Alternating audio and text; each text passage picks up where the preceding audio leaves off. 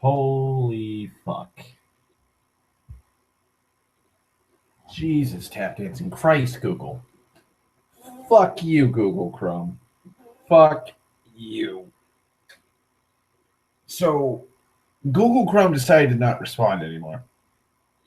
So it essentially crashed on me, which meant that the stream wasn't going, which meant I couldn't continue the stream, which meant I lost everything. So I then process it. Then one of the processes of the Google Chrome wasn't working, and so that wouldn't fucking go away. So I had to restart my computer. And then I tried doing Google Chrome again, and Google Chrome would not run. So I said, fuck it, I'll get Firefox ESR. So I'm now running it on ESR. Oh, God. All that just to get the fucking stream back, which is now in part 2.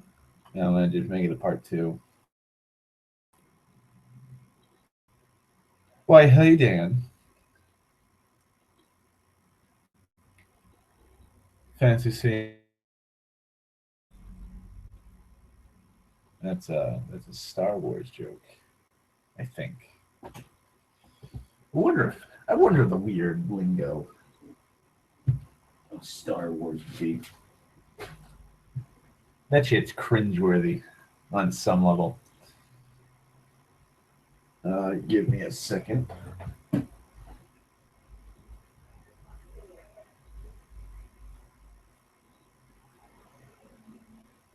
Oh, fuck. Gotta get my shirt because it was humid as fuck earlier when I was doing the stream. But now it's getting chilly, so I'm gonna throw my shirt back on because fuck it. I am lazy. And I gotta get my hat too. What's the free game on GOG?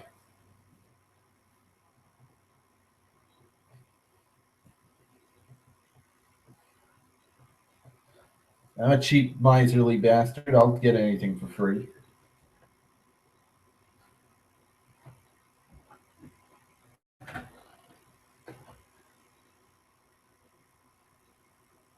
You are talking to a pirate after all. Yard.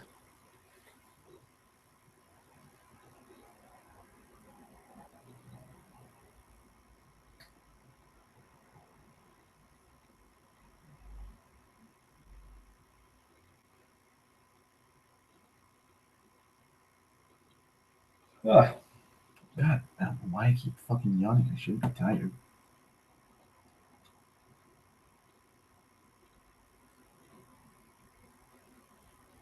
Christ, an hour. Yeah, it took an hour for fucking for me to get the stream back up at least.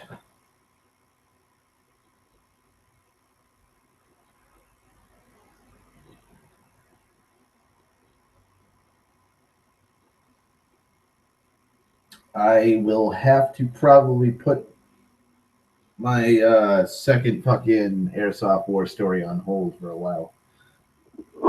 Fantasy General. Let's see. Fantasy General.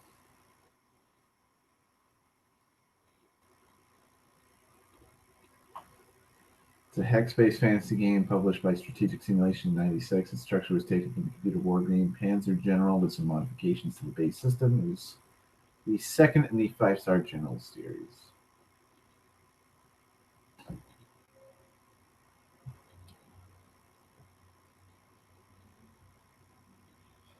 Oh boy, those graphics, Dan. Jesus.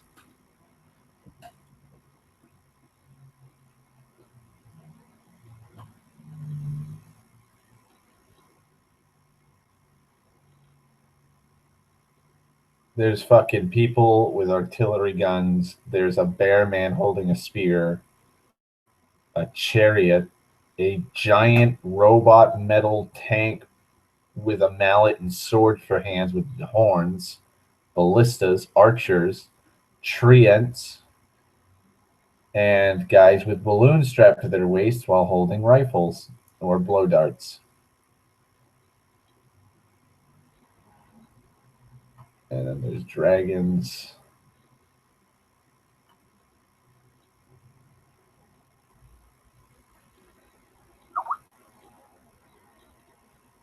Meister Magier Zrel. That's one of the characters, apparently. Sorceress Mordra.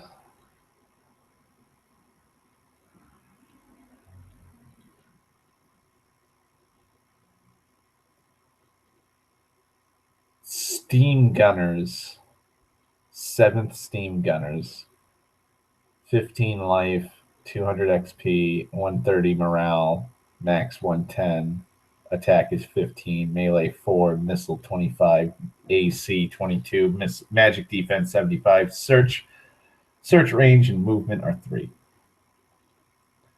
They're an archer mortal.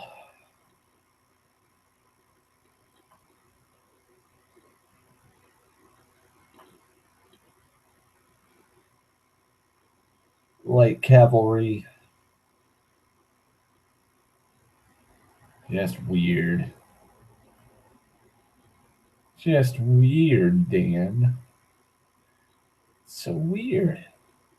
Also, thank you for the link on Skype.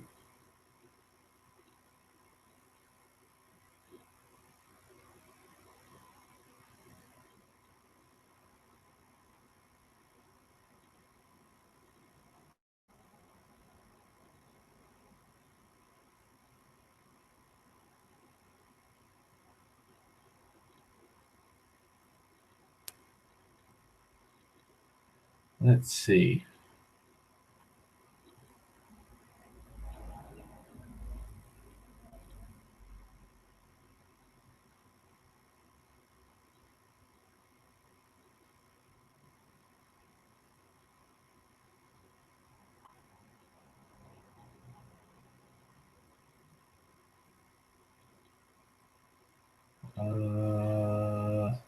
Okay. Now, let me minimize everything. Get everything all set up. I am honestly surprised Sten is not here. Sten's the loyalist. He's always on here, fucking getting ready. Watch me do whatever crazy shit I do, like eat sandwiches live, ramble about airsoft, draw and doodle. Oh god, that fucking. Tis the old wound, my lord. It is never fully healed. God, Excalibur is such a good fucking movie. I need to fucking. That's gonna be another movie. I'm probably gonna have to do an '80s fantasy binge for Horrible Movie Matinee Monday for good and bad for a while, because there's a lot of great movies. Like I said, Excalibur, great fucking King Arthur movie. It's my favorite movie about the Arthurian legend. There's quite a few sci-fi original movies that are actually pretty good that do a fair justice to the mythos and the source material. I know, shocking. These are the same people that brought us Sharktopus. And I think like Lake Placid 2, 3, 4, and 5. There is a 5. Oh, Phantasm has a 5th movie, Dan. Came out last year. Also, the guy who played the tall man died. It was his last one. God, it has been so long since I've watched Phantasm. Any of them. And I hate saying it, but people who are fans of Phantasm, I don't understand you. I don't. Angus Scrimm. Yeah, Angus Scrimm was the tall man. I don't understand the people who are fans of Phantasm. I don't. I don't find it. I don't find it funny. I don't find it campy. I don't find it creepy, scary. I don't gain I'm never invested in the movie.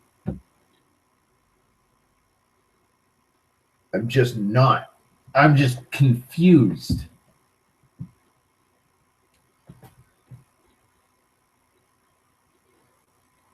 Phantasm to me, because there's been talk about George Lucas and how the fact, like, when he was making the original trilogy, like when he was making the original trilogy, things were being changed as he went along. Like, he didn't envision Darth Vader to be Luke's father, but he chose to do it anyways. He didn't envision Leia to be Luke's sister until Return of the Jedi. So on and so forth. So he was changing the plot as the movies went along. But there was some restraint.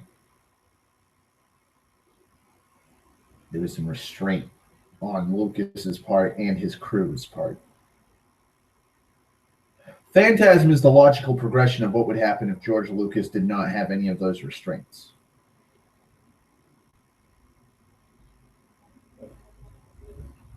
If I remember correctly,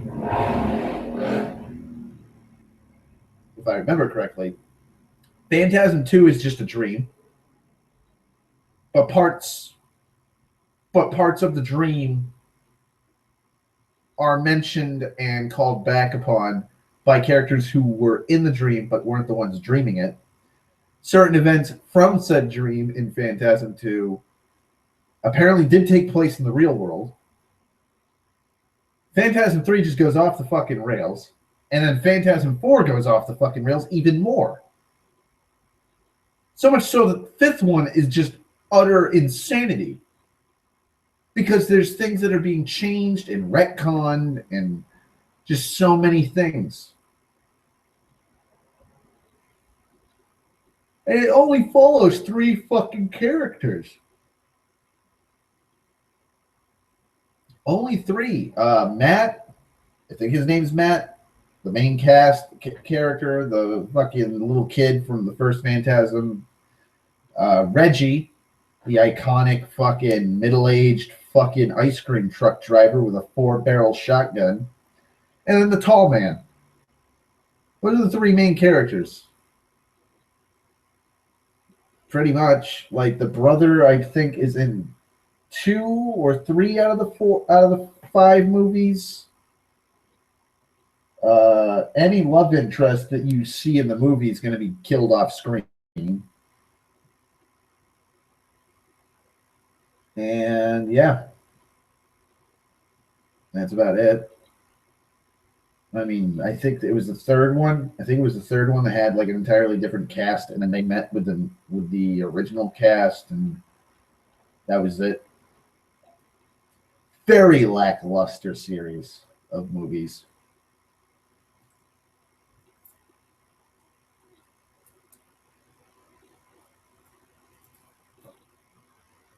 But yeah, like, I just don't understand people that'll sit there and go, it's one of the greatest classic horror movies of all time. And I'm like, fucking Freddy Goes to Hell or Ernest Halloween more of a classic horror movie than Phantasm. I will give you this. The first Phantasm is by far the best. And that's saying much. It's actually saying a lot, because holy fuck, is that a B movie? The characters are always pausing because they're stumbling over their lines. They don't know what the fuck to do. You can see them sometimes looking at the camera.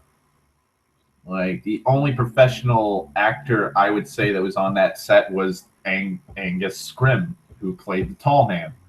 and he says all of like what 10 words, not even 10 lines, 10 words. Tall man does not really talk. He just yells boy, and that's it. And then he just chases after everybody. Also, if I remember correctly, Angus Scrim was a prick in real life on set because he would demand to have elevated boots. Anybody who wasn't as short as him, as the way he wanted it, he would demand to have like a box or something to stand on or elevator.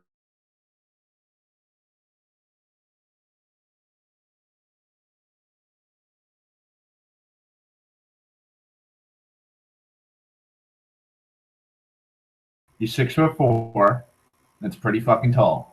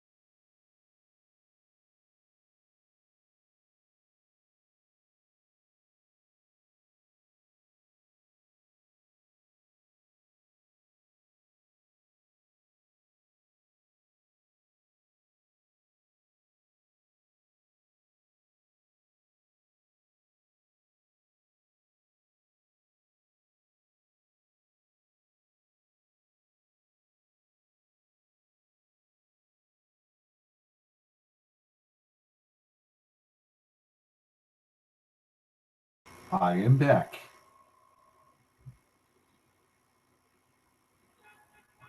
Christ, Hangout. Do you really have to boot me out of the goddamn chat and the group or the call? But that's another problem I have with Phantasm. Phantasm does not explain a fucking thing that does need to be explained. For every point where you think that there might be an answer, you have to question it because the fucking continuity is just all over the goddamn place. So things that look like the director was or the creator of Phantasm was leading up to are then like they take a 90-degree angle turn and it's like, well, fuck. Then why the fuck were you like inferring that it was gonna like this character was gonna go down this path or this was going to happen here or this was gonna be the thing?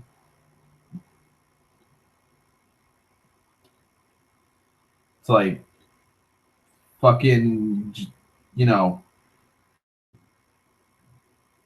put your head on straight. Just put your head on straight. Focus. Shouldn't be too bad. But no, he just kept on a retconning. Like, oh God, what was it?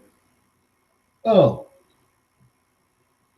Jebediah, aka the tall man's supposedly original form, maybe.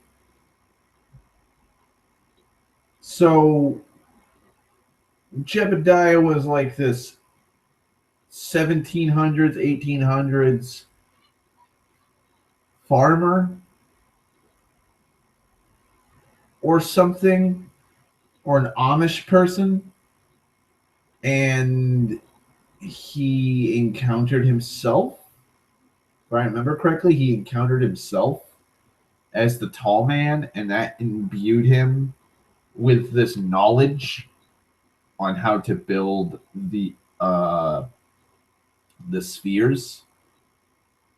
And so he started building the spheres, and to power the spheres, he takes corpses, puts their brains into the spheres, and then takes the corpses that don't have brains anymore, puts them in jars to shrink them so that they can deal with high gravity conditions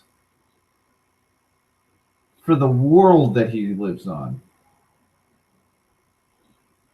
And it's like, well, why the fuck is he on a high gravity planet if he's from Earth? Why is he on a high gravity planet in general? Why does he bleed yellow? And all the dwarves bleed yellow. Why does he immediately come back after you kill him? Like, it's not the same one. If you kill the tall man, another tall man that is exactly identical to the one you just killed comes in. And apparently there's thousands of him. Why are there thousands of him? Who is the original creator of the spheres? What was their original purpose?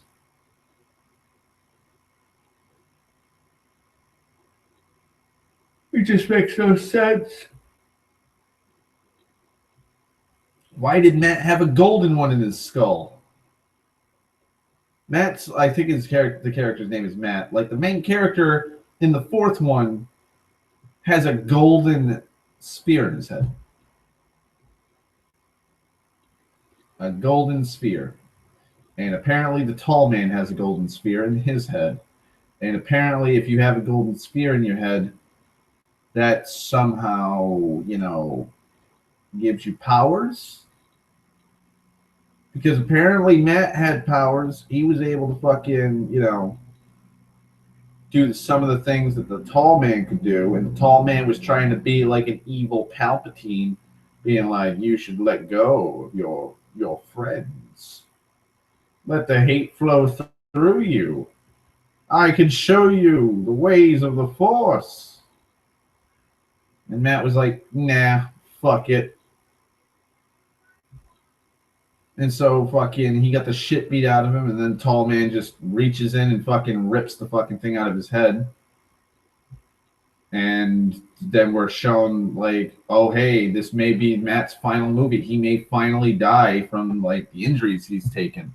Because his giant metal fucking orb got ripped out of his fucking head. No, he's fine and kind in the fifth movie, but then the fifth movie's kind of confusing because we don't know if it's like a dream by Reggie. Like, has Reggie, like, is the whole series just Reggie going insane, or just he's senile, or he got into a horrible accident and now like he's having all these weird fucking flashbacks or hallucinations because of the narcotics that they're pumping him full of. And it's like, the fuck is going on?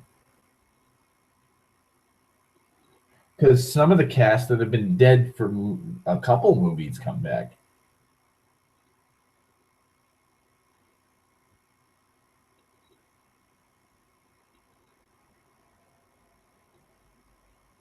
And they're okay with that.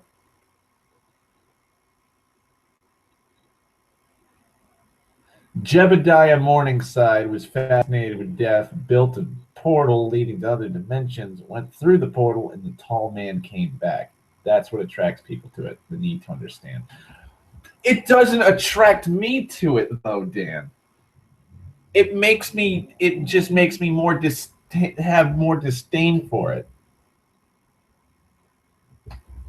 Like, I've watched the first Phantasm half a dozen to a dozen times because it's the most competent one. Exactly, not all people. Hashtag not all people. But it has a very dream nightmare theme to it. The first Phantasm. You have a creepy old Undertaker. He's able to lift things that he shouldn't be able to. There's weird fucking spheres with drills and weird pronged forks that come out of their fucking out of the sphere itself, and they embed into you. And then they drill your head open, and like these creepy little goblin dwarf things that go through a portal, and that portal goes to a red gravity, like heavy gravity planet. And they're putting dead bodies in there and turning them into fucking more goblin dwarves. And like the whole thing has this very surreal nightmare dreamland kind of theme and feel to it, which works. If Phantasm was just like an anthology where each movie was set in like somebody's nightmare, that would make sense. But then they continued the Phantasm series, and it just started getting more convoluted and more fucking stupid, more fucking questions. And for me, it became lost. That's what Phantasm became to me, was lost. Like, who is the tall man? Oh, he's some Amish dude named Jebediah Morningside. And it's like, he built a portal leading to other dimensions. How?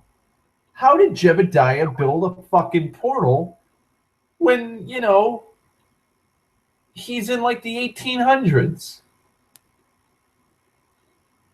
How did he build a fucking interdimensional portal?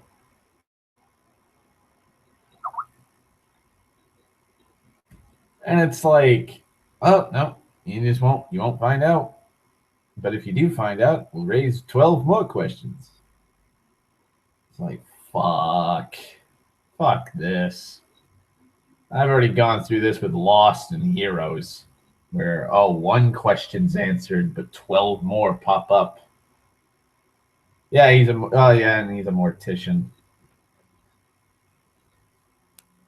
Like, if Jebediah Morningside created the portals, and I suspend my disbelief that he was able to build an interdimensional portal, how the fuck was he able to survive a high gravity planet? We don't actually, if I remember, it was it in the first movie that fucking Matt and Reggie went in? I think they went into the portal, and I guess it has a breathable atmosphere. I don't know. I can't remember Phantasm all that well. I just remember certain scenes. But like high gravity environment will fuck up a human body. So like what? Did he just magically come across some goblin dwarves? And they're like, "We'll turn you into the tall man, because we're all short men." And he was like, "Okay. Thank you, Jebediah Morningside. You sound like a D&D character." What if this? You know what? I'm gonna pause at this. Phantasm is the director / creator's D&D sessions, and my only evidence to that is naming someone Jebediah Morningside.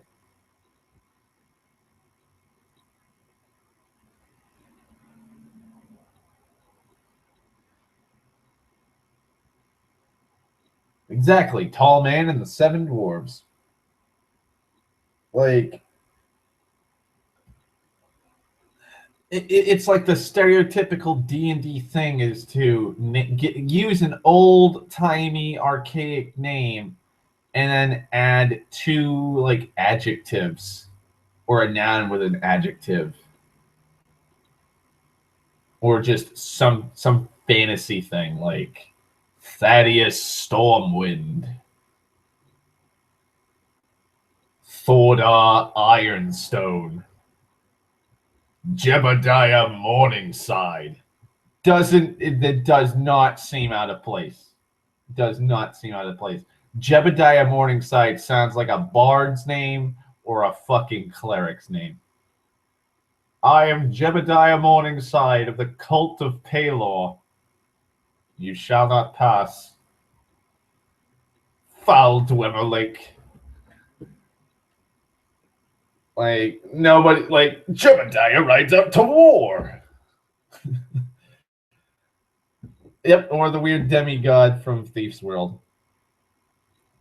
Like, I'm telling you, the guy must have been fucking smoking some primo fucking reefer to think of a name like that. Plus, also, who the fuck would think that that'd be an intimidating name?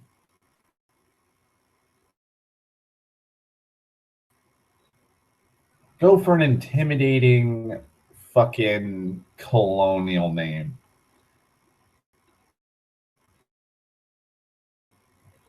I'm not sure what would be intimidating. I would.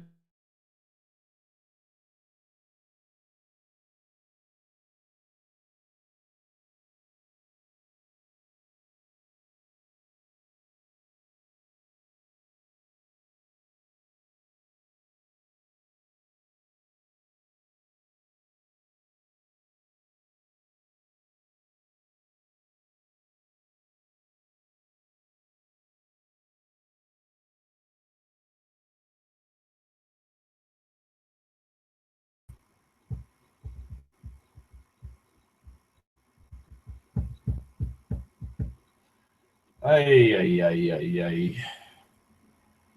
Your network connection is experiencing difficulties. Check your connectivity.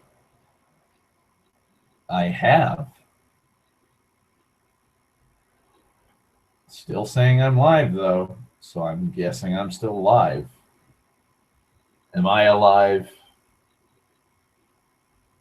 Maybe I should call upon Jebediah Morningside, cleric of the cult of Palor. Oh, fucking Christ. Next time I make a cleric, that'll be his name. I know what. Oh my god! And I'm gonna make Jebediah Morningside be my character, and he's gonna have an evil.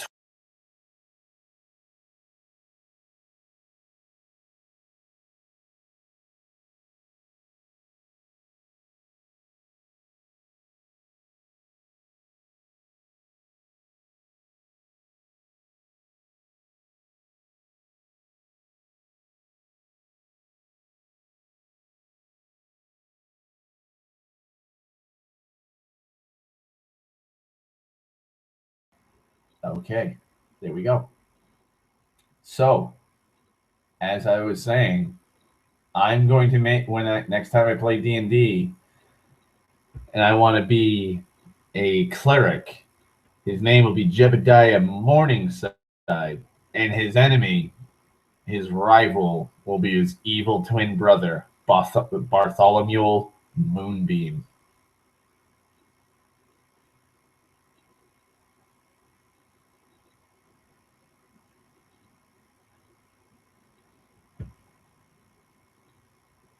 Jebediah Springfield. Jebediah Morningside. Jebediah Moonshoot.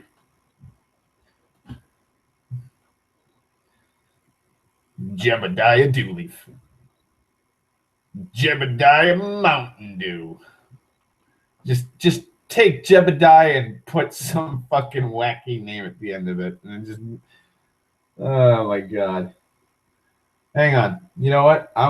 Okay, ready? I'm gonna look at something on my desk, and that's gonna be his last name.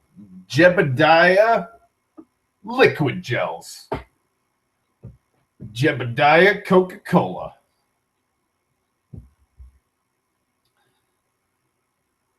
Let's see.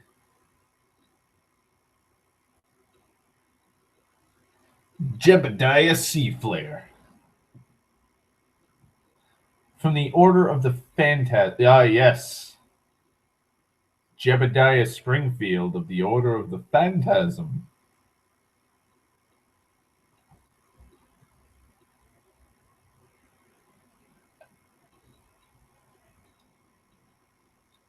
Jebediah Silverplate. Oh, yeah. See, there you go. There you go. See how easy it is to make a silly name just by taking two things and just mashing it? Usually you take like some kind of interesting thing. Like we'll go with we'll go with my friend Will's character Thordar. Thordar Ironstone. Iron means he's strong. He's durable. He's built to last. He's like a fucking brick of metal.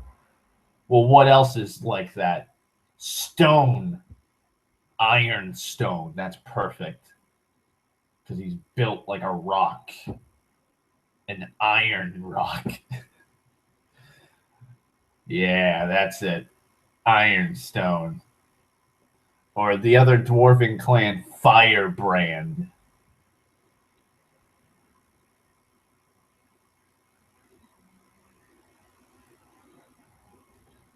Just look at Tolkien, Proudfeet. That's a fucking family lineage.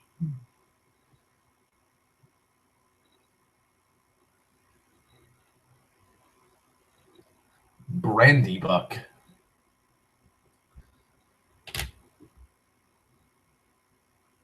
Like, Tolkien did it first. Again, he took the funny names.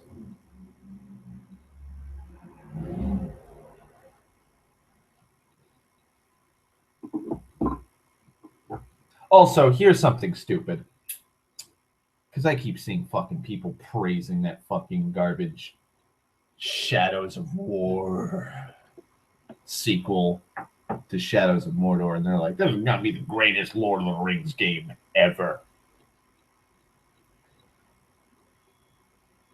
The Bright Lord.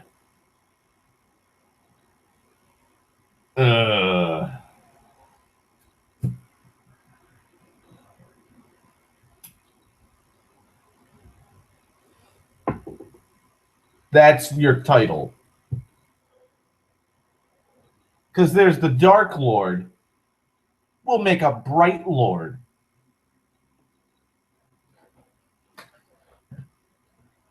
What? What? Excuse me? How generic fantasy is that? That sounds like something a horrible fanfic writer would call his character. Well, you see, he has a he's not evil.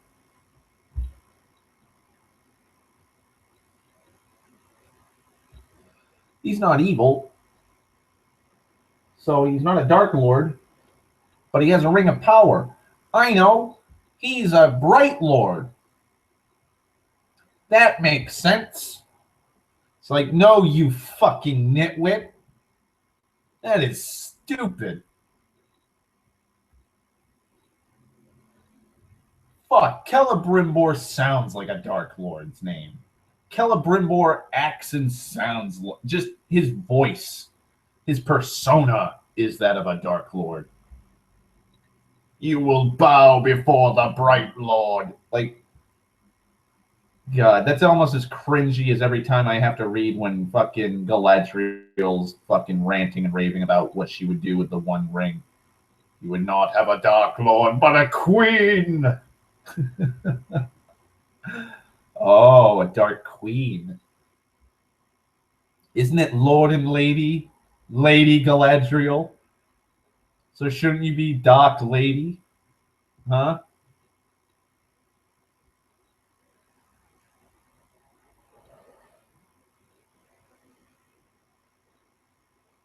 If I'm in that D&D game, Dan, I'm not going to call you Dick. I'm going to call you Richard.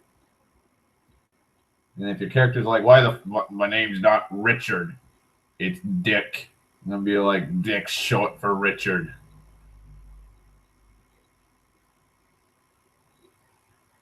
That actually reminds me. That actually raises a good question. Is Dick Cheney's real name Richard Cheney? Or is it actually Dick Cheney? Because if it was actually Dick Cheney, then he must have been the reason why he must be so cantankerous was all the years of fucking being mocked.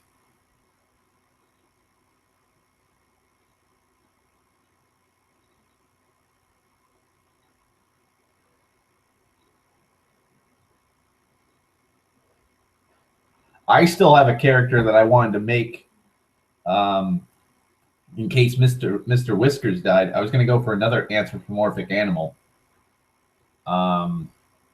Angus McQuack. Because hang on, I'll actually get the picture and I'll post it to you guys in Skype. Or can I actually show it on here? No, I cannot show it in here. Fuck. Okay, hang on. Let me. I'll screen share it. Character sheets. Dungeons and Dragons. I'll show you what Angus McQuack looked like. He was bad. No, I didn't want my landscape folder open. Fuck. I wanted the scenes. No, he is not, but kind of with the drawing.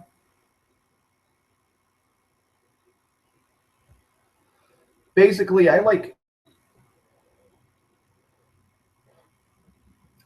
basing characters off of what I have for a picture.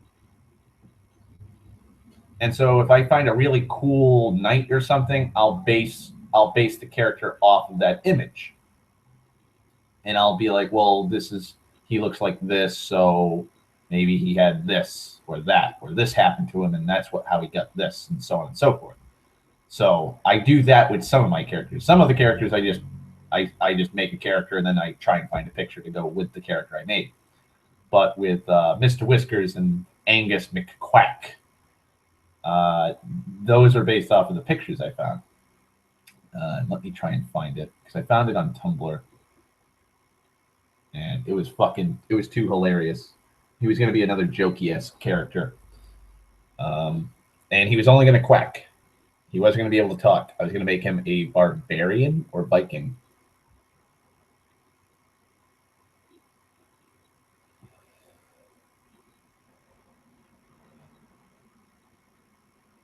Where are the pictures? Come on, where is it? It's got to be here somewhere.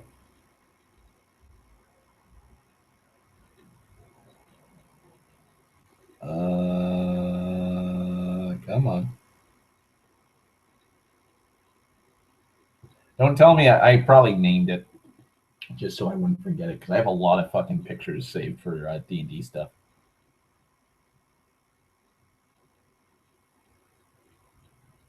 Okay, it's not here. Maybe it's in the generic one.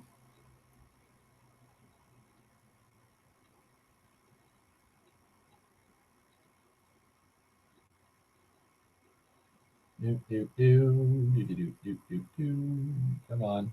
Where is it? It's fucking somewhere. I know it.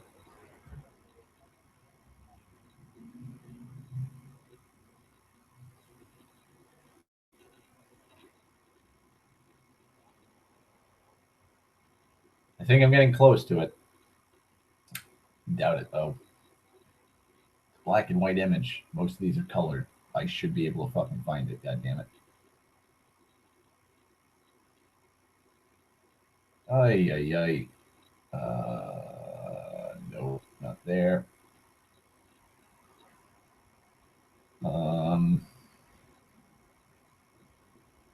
Oh, come on. Where the fuck are you?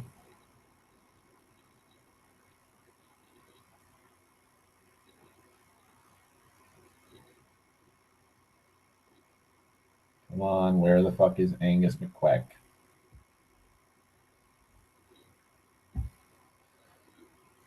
He is not there.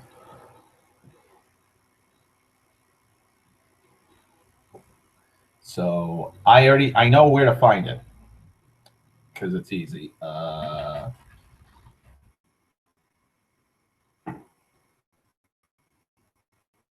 Load.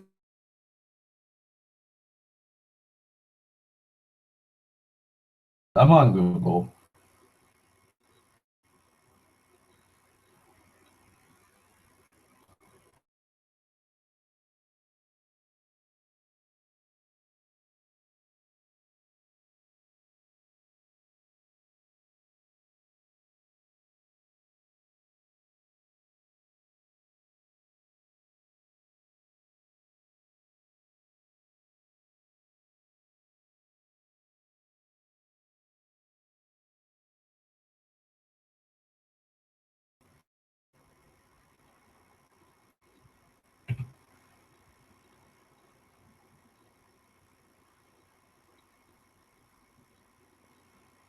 Okay, I'm experiencing network connection difficulties again. Thank you for that fucking hangout. Hopefully it doesn't fucking crash me again. There's the picture. Okay.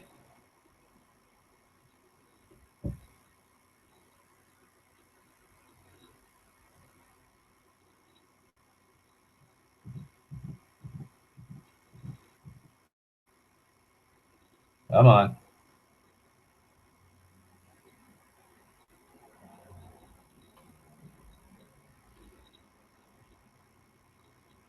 And okay, so I'm still streaming. Awesome. Good. Goody gumdrops. So share screen. Start. There we go. And present to everyone. Okay. That is Angus McQuack.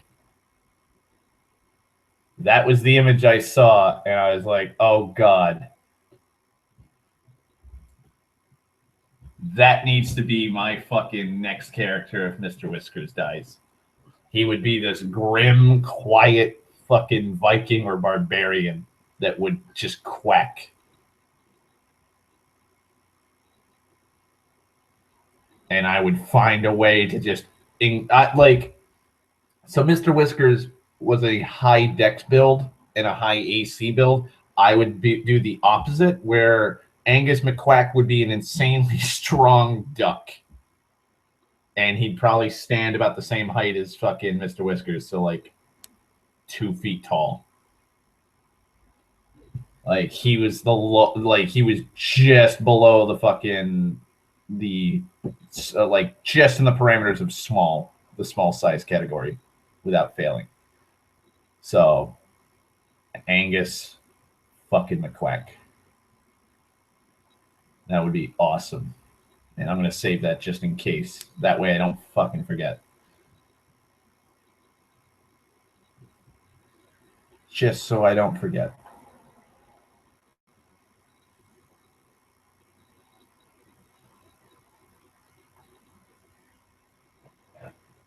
But yeah. So I basically, that's what I do for my characters sometimes.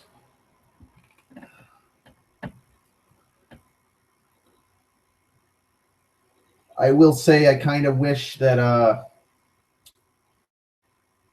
I could play in an actual serious campaign, like a very heavily story based campaign again. There's a lot of problems when it comes to D&D on.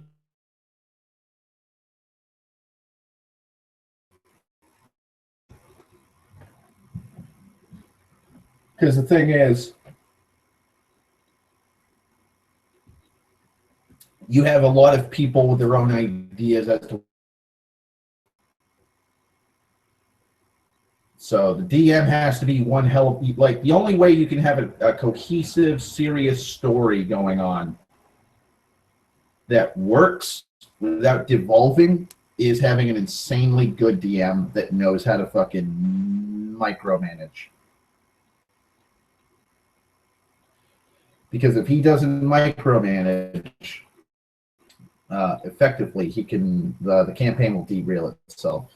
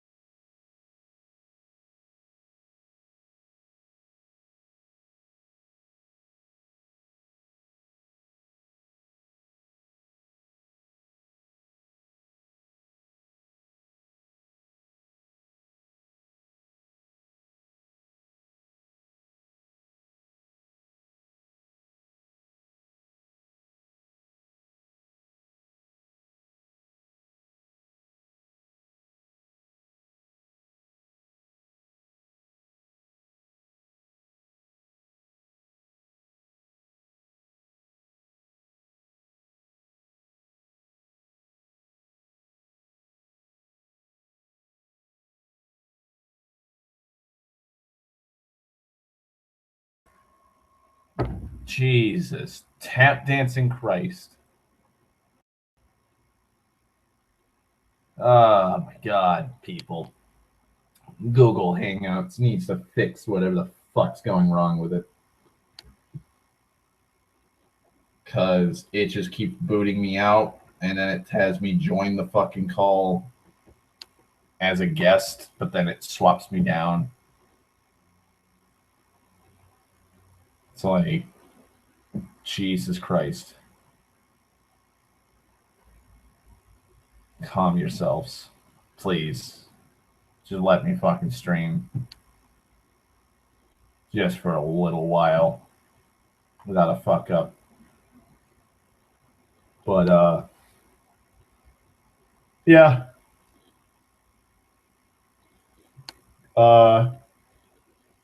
D&D or just pen and paper games by and large, or role-playing games, can kind of get muddied because it's people. People have their own way of seeing things and doing things and wanting things to be done. Some people want to be the big damn hero. Some people just want to min-max. Some people just want to role-play and not do fighting or anything like that. Some people just be sticks in the mud. They won't want to do things the party wants to do because they think it's stupid. Some people just be joke characters, and they will never try and have a serious moment. They'll just continuously try to, be the wacky, zany character, like a chaotic, neutral Joker. Like, they won't want anything serious to happen with them. Some people will be apprehensive about even talking. They'll just be backseat players. They'll just answer questions. Like, do you want to fight with us? Yeah. Do you want to sneak around them? Like, the rest of the party wants to sneak around them. Yeah, I don't care.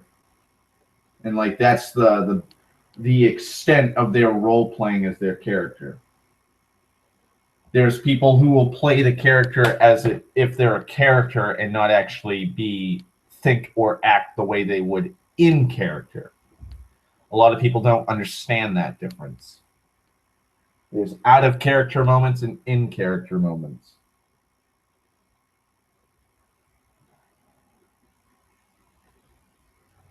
But a lot of people will just be like, "Oh, well, what's the difference? I'm the one making the decisions." And it's like, well, the character you made is afraid of water.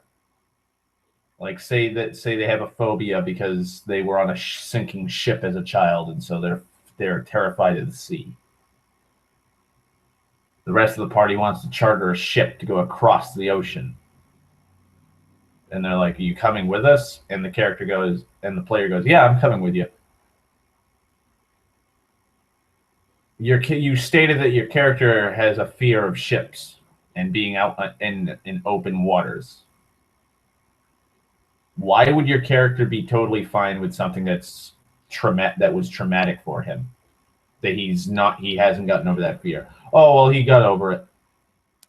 And it's like, you haven't been on a ship this entire campaign. You haven't really done anything to overcome that fear.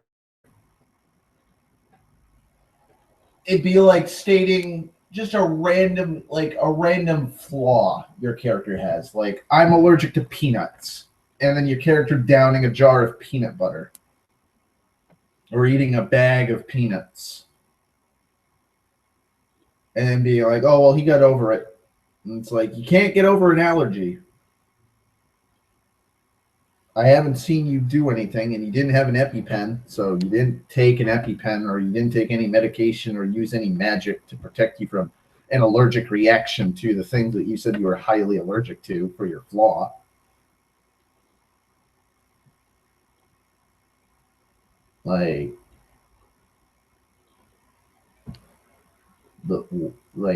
Just play your character the way your character would be in that moment.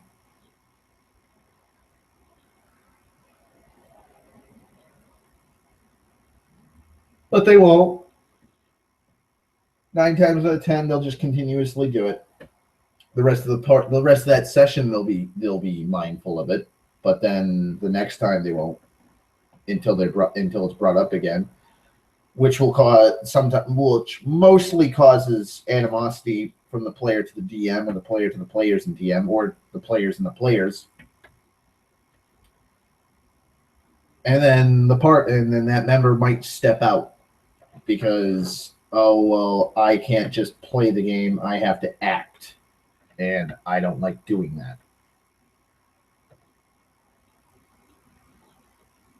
And it's like, I'm sorry, but it's just common sense. It's a role-playing game.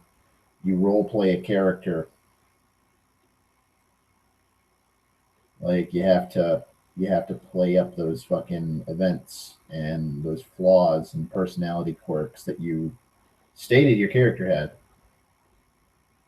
It's just a common sense kind of thing. And there's been times where I've stepped into that hole.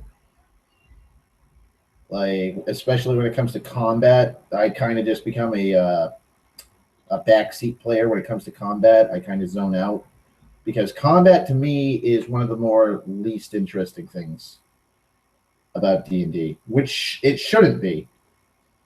It really shouldn't be. It should be one of the more exciting moments, but D&D and combat in D&D takes for fucking ever.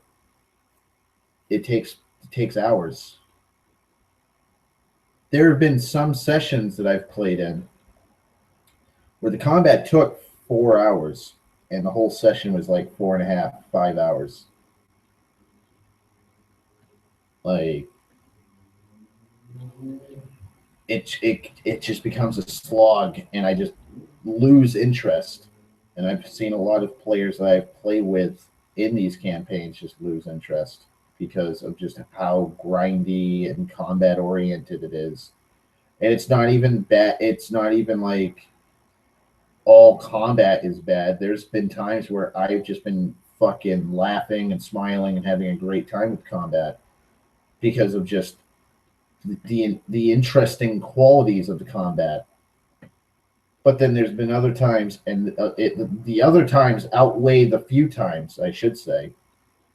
A lot of the combat, it's like, oh, hey, you're up against something that you can't beat properly because it's just this. Like fucking, like certain homebrewed undead or certain fucking just monstrosities. Like there was one time, one of the DMs I was playing with decided to bring in psionics. So most of D&D players despise psionics. Despise it with a fucking passion because it's just stupid. The DM decides, hey, I'm going to bring out the psionic rules for, I believe it was mind flayers, or it was doppelgangers. And so he brought out psionic classes and psionic spells and psionic abilities, and none of the party knew how to combat a psionic person because we had never encountered psionics in the campaign up to that point. We had been playing for quite a few months. And so it almost became a TPK, a total party kill, because we didn't have the equipment needed, the weapons, the magic, nothing.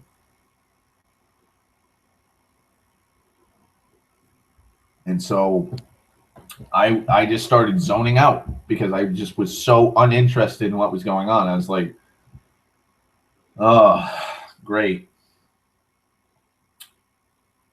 Just great. So this magic's not working. So Barry can't do this. Eric can't do his abilities because psionics counters that. We don't have any weapons that can deal damage past its DR because we haven't encountered anything that requires that. Like, great.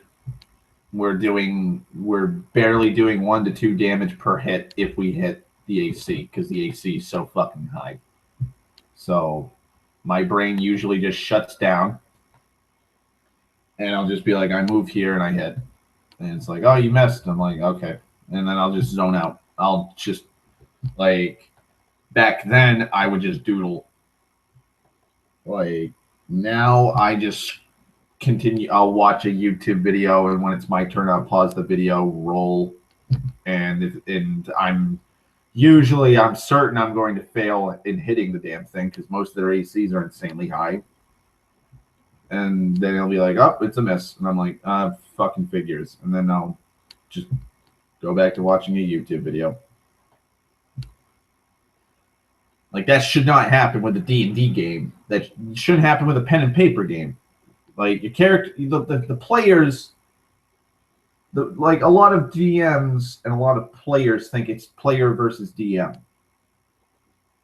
Like, the DM is supposed to make these big uber monsters that are supposed to, like, he's trying to kill the party. And the players are supposed to fight against everything, like, just slaughter and try and kill and outsmart the DM. That's not the case. The DM is supposed to be a referee. He doles out equal, consistent encounters, has an engaging story that the party helps make, by the way. A lot of players and a lot of D&D players fail to remember that. Like, they're supposed, like, that's the reason why you choose to make, that's why you make a backstory for your character, so that the DM can intertwine that into a plot. And he's a referee first. So, like, when you're playing in D&D, like my games, if there's a point in the game where there's a high chance you will die, I will warn the players, like, hey, out of character, you might not want to do this. Like, jumping like, one of the biggest examples was some guy that I used to play with. I was DMing. There was a chasm, and he wanted to jump over the chasm instead of trying to find a way around it, because he wanted to jump the chasm. And I was like, out of character, that you're probably going to fail the jump. Like, you don't have a good enough jump, and you don't have any fucking kind of equipment to save you. I'm just giving you this one warning. Your character will probably fall to his death and die. And he's like, yeah, I'm fine, whatever. I'm like, all right, roll me a jump check. And he rolled and he failed. And then he started bitching. What the fuck? I can't believe it. I can't believe I died trying to jump a chasm. I can fight trolls and shit. It's like, yeah, you can fight trolls and shit. Doesn't mean you can just jump every 50-foot fucking chasm. Even with a running head start, you wouldn't fucking make 50 feet, dude. You don't even have a good enough fucking strength check. Like, your strength check's okay, but you didn't put points in fucking jump. I think he had all of, like, a plus fucking 5 to jump. He only put like 2 skill points or 1 skill point in. I think he had an 8. He had between a 15 and an 18, because I know he had either a plus 3 or plus 4 in strength bonus. Like, plus 5 in jump isn't really going to help you, especially if I remember correctly, a 50-foot chasm in D&D is a DC 30 to 35 check. It's considered it's considered, I think, a heroic DC, or an incredibly or a high difficulty roll. Yeah, that is a high difficulty roll. If he was like, I don't know, well, actually, I can't remember if jump is a Pathfinder skill or not. I don't believe. No, it's not. It's not. It's acrobatics now. I believe. Fuck. Let me check. I got my Mythweaver sheet still. I will check.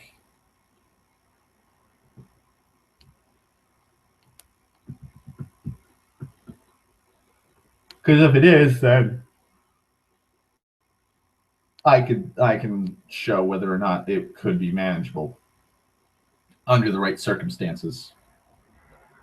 There we go.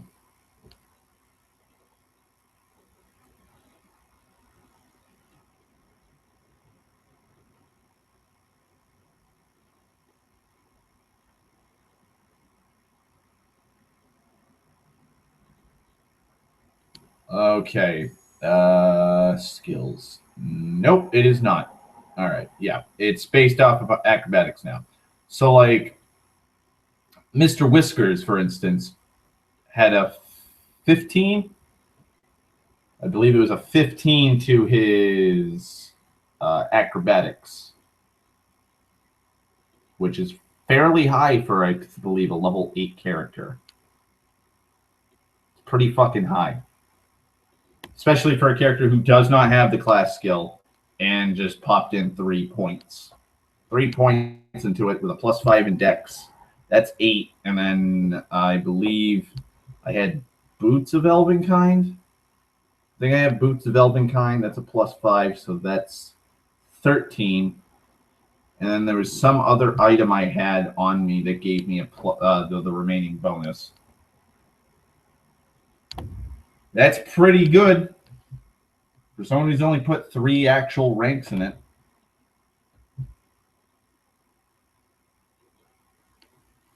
Like, I started off the game with a 20 and a base 20 Dex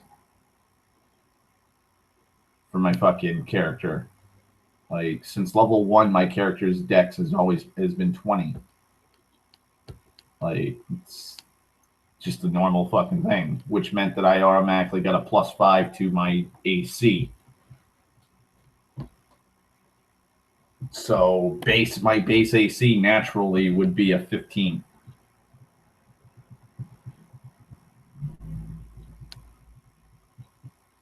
Because I believe it's just you start off with a base 10 and then you add your Dex bonus, and that's you naked.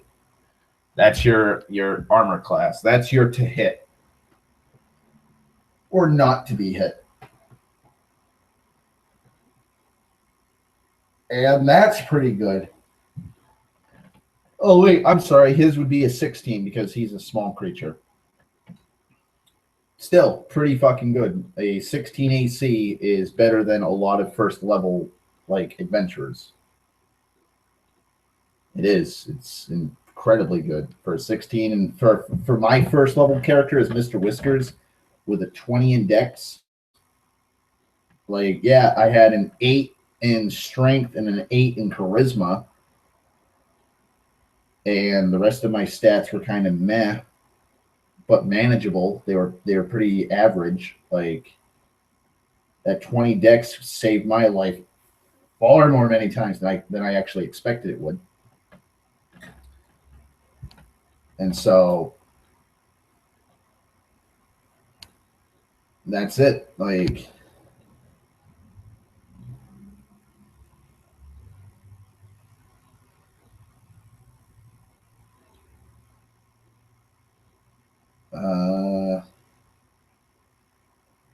let's see. I remember role-playing a character that feared spiders, and guess what? A giant spider appeared. I froze. Hell, I played it as the worst moment in my life. I love the idea of D&D, but dice rolling and the fucking arguments and the rules being brought forwards and the disputes. Yeah, that's another problem with D&D. That's another problem with D&D is the arguments. Like, you don't know how many arguments in just the last year and a half, 2 years, I've had to sit through where there's a dispute going on about the rules or an ability.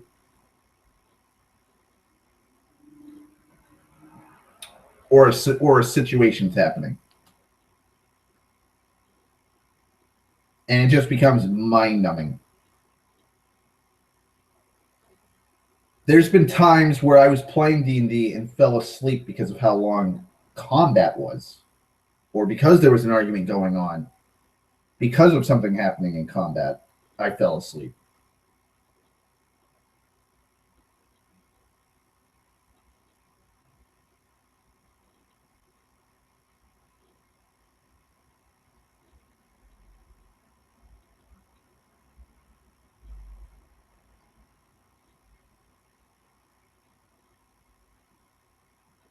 Let's see.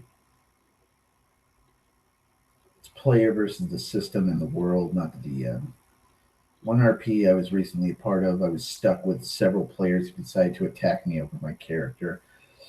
Ouch. When I tried to do my job as an RP mod of one of theirs. Oh, let me guess. They claimed you did it because they attacked your character. So we were constantly in arguments over that.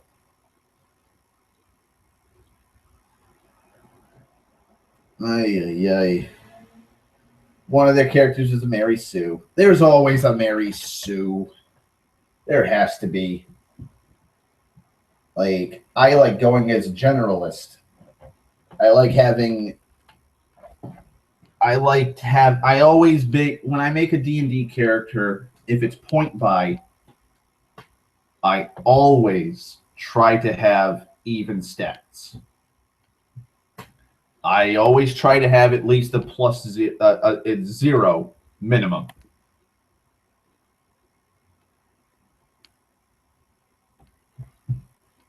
Like a minimum fucking of 0 in a stat. I do not go below very rare do I go into a negative on a point buy system. It's always like, let's see, like a 20 point buy. I would probably, like, if I was playing a ranger and I was actually like trying my damnedest to be a generalist on it, I try to keep everything in check. I like having a good. I always strength and dex as any character I play as. Strength, dex, and then are the stats that I always prioritize because.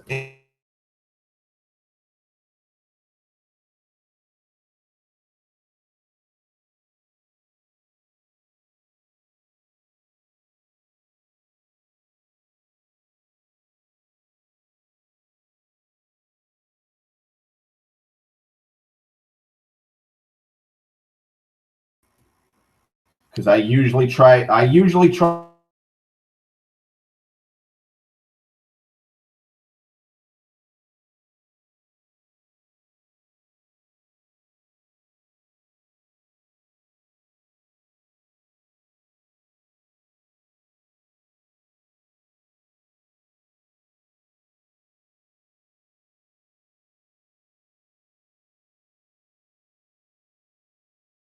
All my mental. I can get like an 18 in all my physical.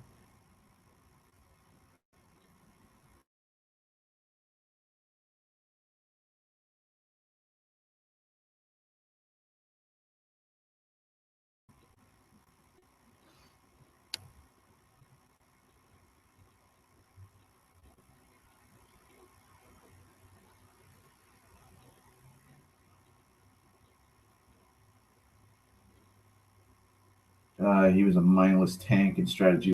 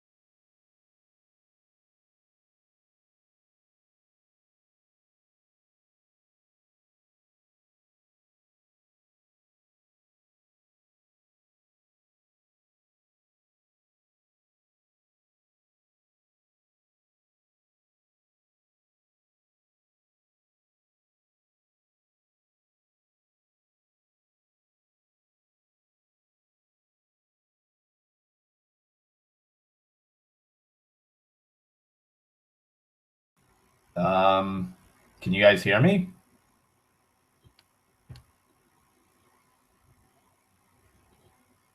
Because it says I'm not muted.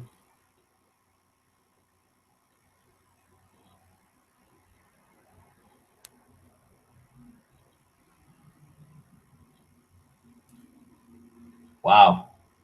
Caps. All caps. It was saying I wasn't muted. That's the weird thing. Hang on.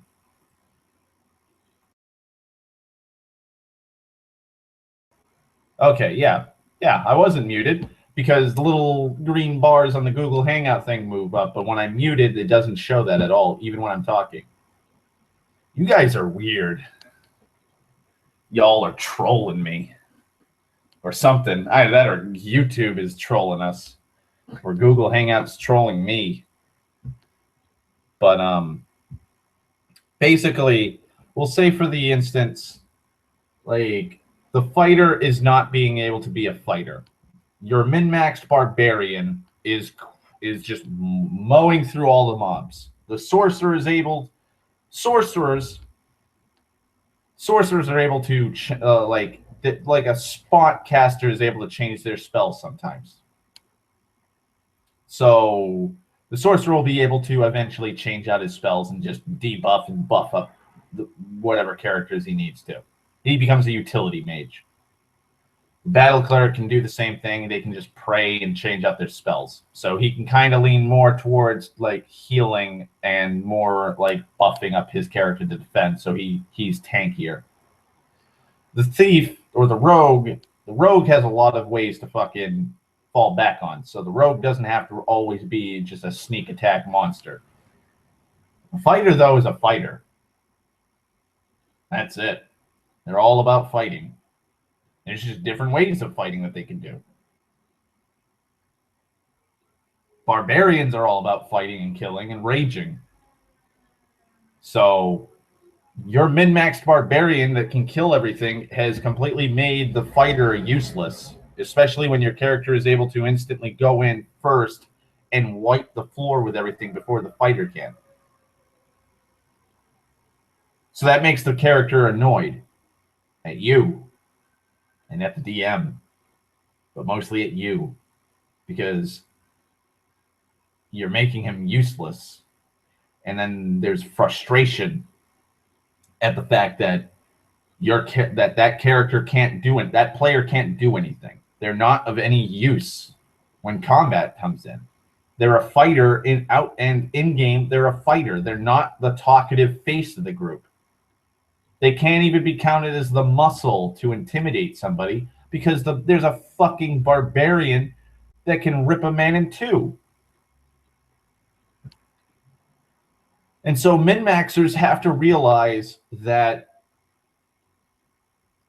you have to ask yourself, should I do this? Should I do this? And if I do, will that piss off anybody who's playing the game alongside me? If the answer is yes, don't min-max.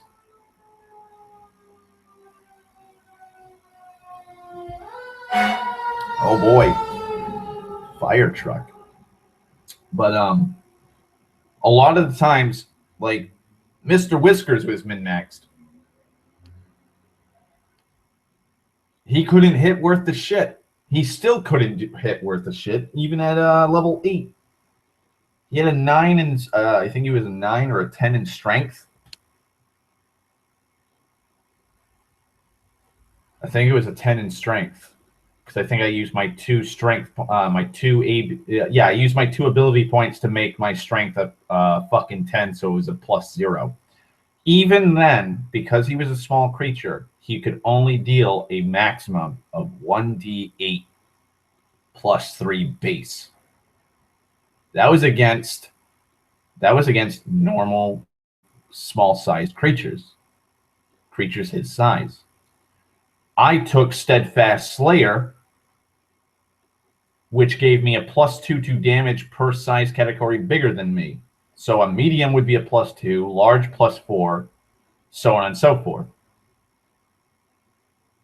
That was one of the few ways I could up my damage because my character was just barely doing damage. 1d8 is not that good for damage. It isn't. Like there's a high chance you're gonna go between a 2 and a 4 for damage.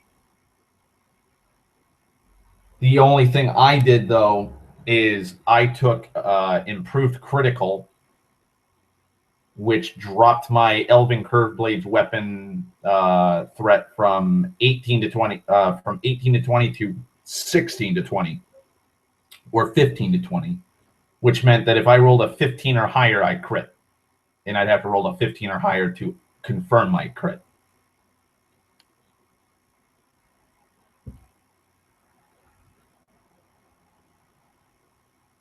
And so and plus, like the broken thing is, a 15 is an easy thing to roll naturally.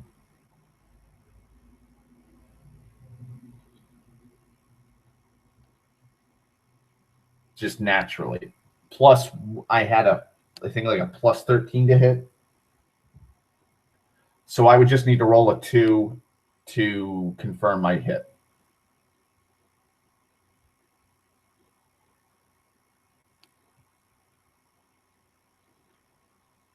God, it's been so long since I played D&D. I forgot if rolling just a nat 15. I think if rolling just a nat 15 counts towards the crit instead of just rolling a 15 to hit. I think no, I think a 15. Yeah, 15 would think of rolling higher than a 15 would mean that I crit. No, I didn't, because the max is 20, so you'd have to roll a nat 15. You have to roll you'd have to roll a fucking 15 naturally to confirm the crit. I'm a fucking idiot. It's been so fucking long since I've been playing D&D, but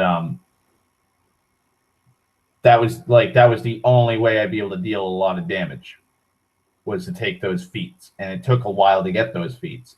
Even now, even though my character was min-maxed, I couldn't take power attack. I can't take cleave or great cleave or any of the main fighter skills or feats because my character's strength is a 10. You need to have a strength of 13 for power attack. Don't have that strength. I don't, so I can't take that feat.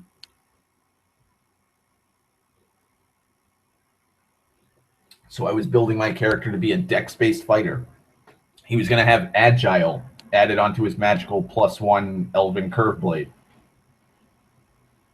which would give him his dex bonus and damage. So that 1d8 +3 would become a 1d8 +8. And if I attacked a medium creature, it'd be a 1d8 +10. So the minimum damage I would be making would be with that, if I was attacking medium creatures, would be 11 damage minimum.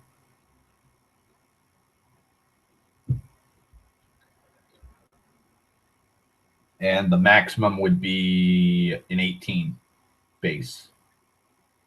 So 11 to 18 for damage is pretty good in my books for a fucking 2 foot tall tabby cat that's wearing full plate armor. You're fucking goddamn right. I think that's damn good.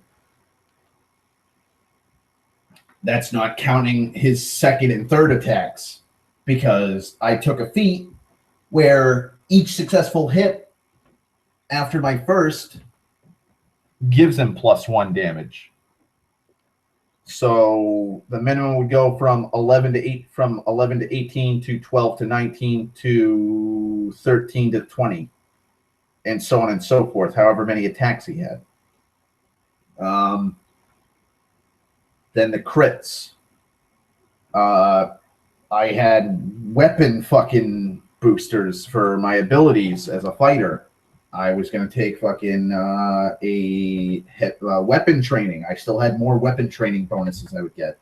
So at max, I believe I'd have a +5 in damage and a +5 to attack with the weapon I chose.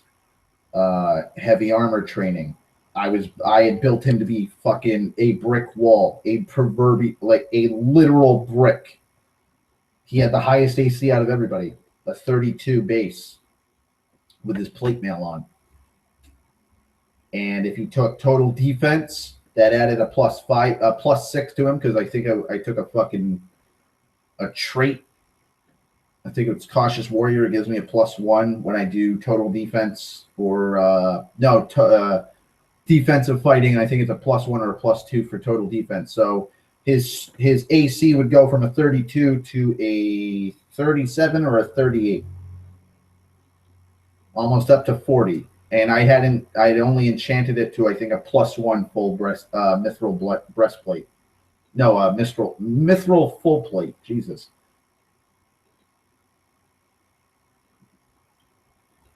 I was going to enchant it.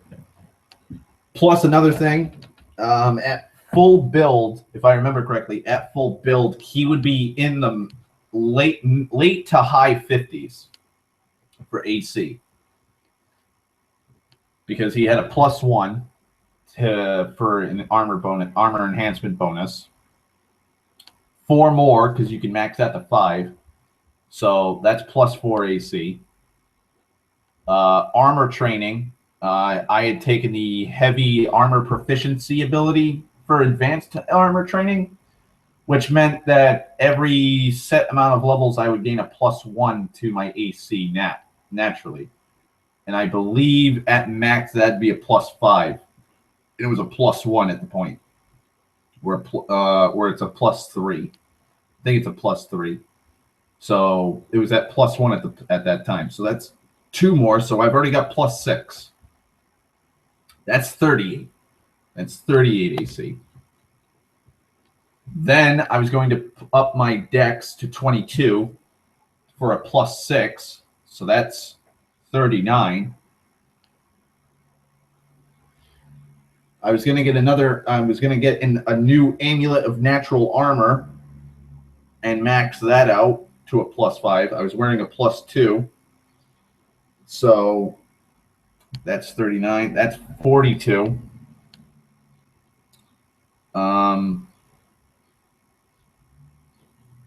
Oh Christ! I think there was a weapon ability I was going to take, where my favored weapon that I use as a fighter gives me a shield bonus when I wield it.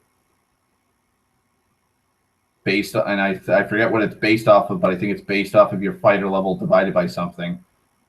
I think I was going to take that.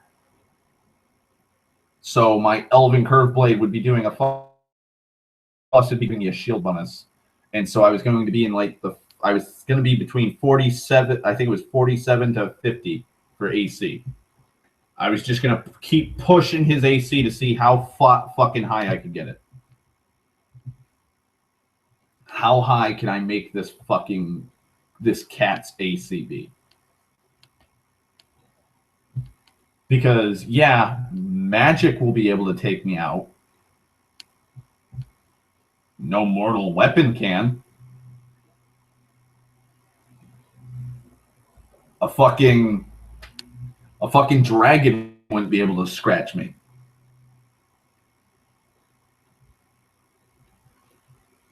Dragons would have difficulty clawing at me.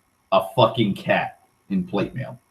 That's how tanky and fucking built like a brick shithouse my character's AC was going to be.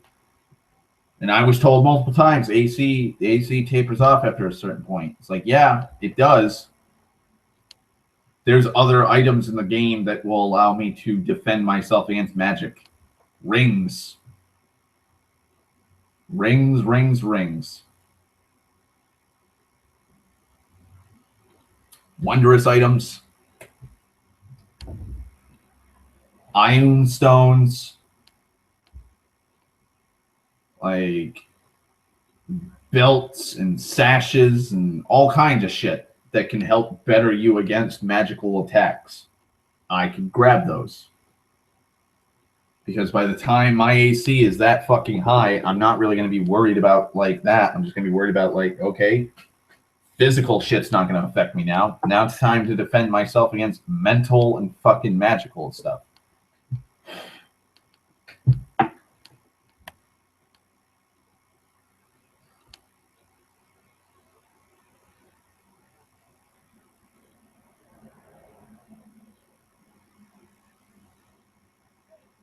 That sounds nice, Dan.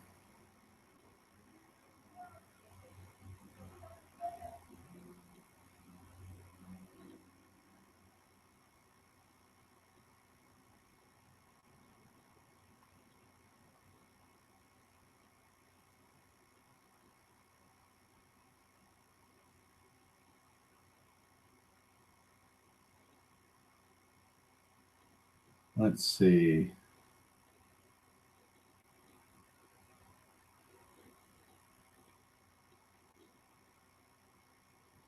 Give me un momento.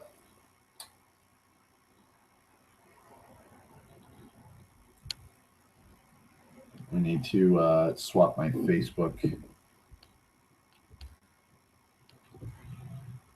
There we go. And there we go. Get that popped back in. Do you guys have any questions to ask me about D&D? Any like things that any topics you want me to bring up and ramble about when it comes to D&D? Trust me, I'm sure I've dealt with it. D&D is kind of a fucking circle jerk of sorts when it comes to certain arguments.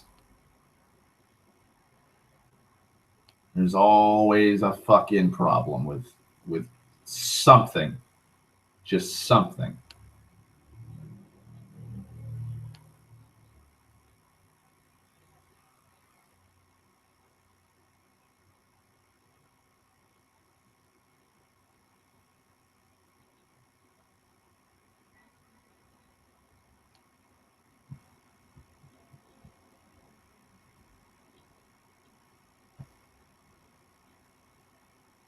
Christ, I think I've actually fucking complained about the monk and why I hate the monk.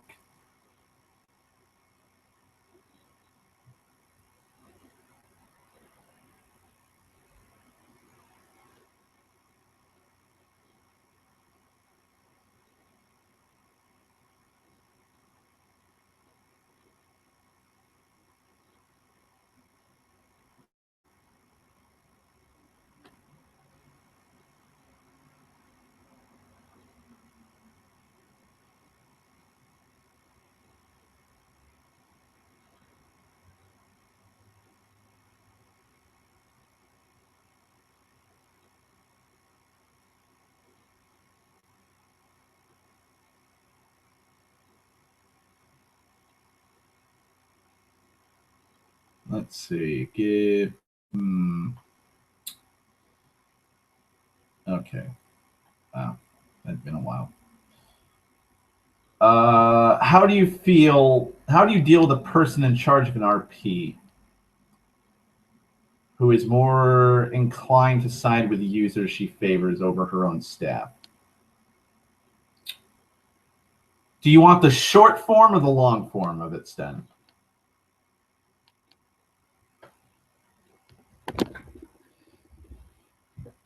Because the short form of it's going to be a blunt, common sense kind of thing. Okay, you want the long form. All right, so here's the problem.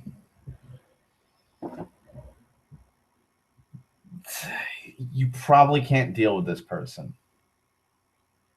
If they are playing favorites, they probably won't stop playing favorites.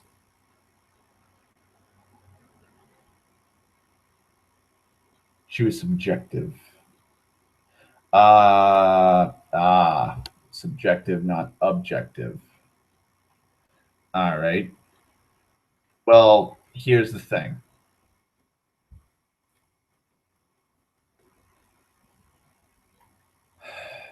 Like,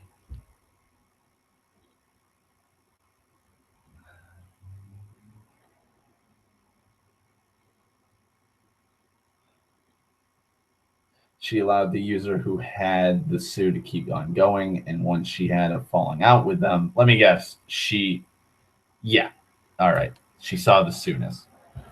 So here's the thing. If this person has always been like that, they have a very big bias to certain players because they're friends or there's a crush or something like that. You usually can't sway them. You're gonna have to either walk away from that battle or you're gonna have to try and find another way to deal with it. Usually in the form of having another mod, I guess would be the term for an RP forum. Have another mod talk to that person.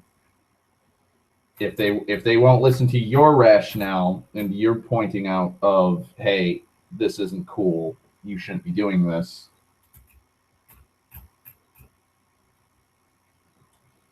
like, see if somebody else can do it. Because the short term of it is I would just stop dealing with that person. Because I've dealt with people that are just kind of biased and they're just sticks in the mud. They're not going to change. They're just going to be the same fucking person that they've always been. They're always going to do the same fucking thing, no matter what you do, or no matter what you try and say to them. They're always going to do and say what they want to say. Bringing up and telling them, hey, you're doing it wrong, is probably going to annoy them, which also sucks. Because it's like, you're saying common sense shit. It's like, lady, I'm not being biased and I'm not doing this because, like, I don't like you. I'm telling you, like, just, hey, you're doing it wrong. It's not the end of the world.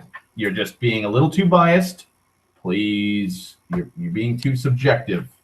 Be more objective with how you dole it out. You're a referee, goddammit. It's what the mods are supposed to be, referees. So that's the best advice I can give you. Try and rationalize with them. Try and reason with them.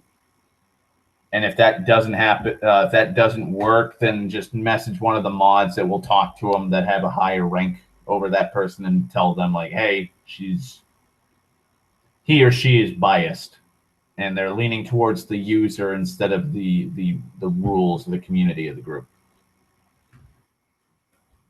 And see if they'll actually talk to them. And if that doesn't work, then it doesn't work as in, like, he or she doesn't listen to the fucking the mods that are above her. And, well, it sounds like somebody needs to get booted.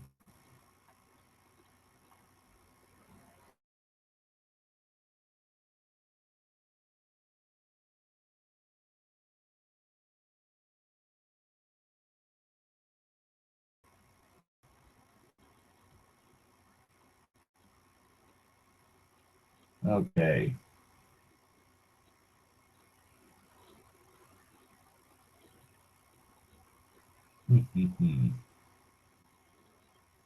Oh, she's in charge. Oh, fuck. This sounds like a certain person Tech talked to me about. That he wanted me to fucking troll. And then there's a supermod who backs her because they're buddy-buddy, but that supermod is barely on. Well, fuck.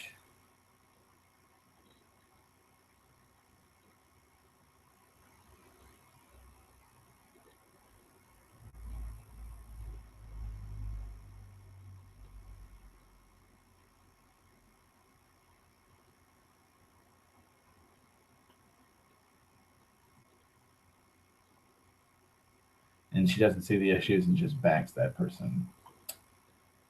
Sounds like you, sir, are in a toxic community of sorts.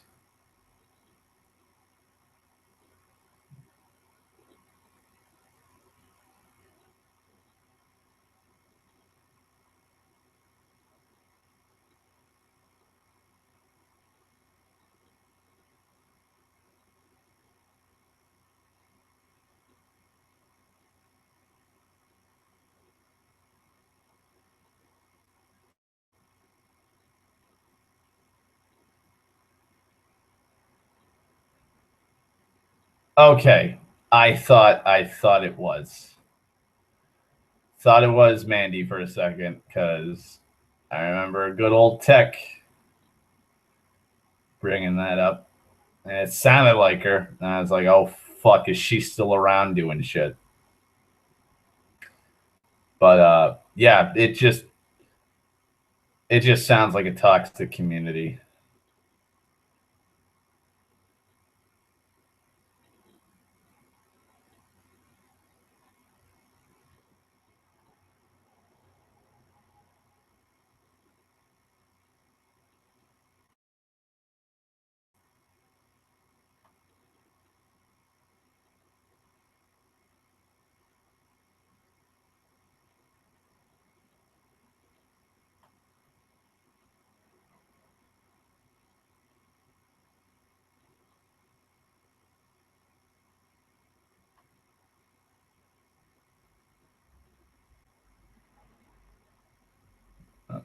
Uh, hmm.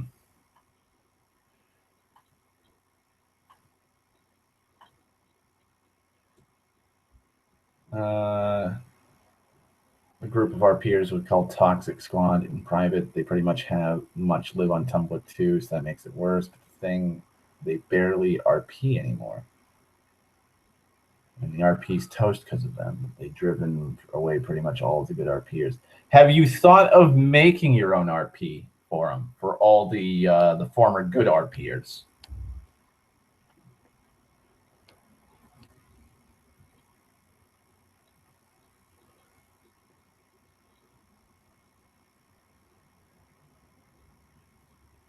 Because that would probably work.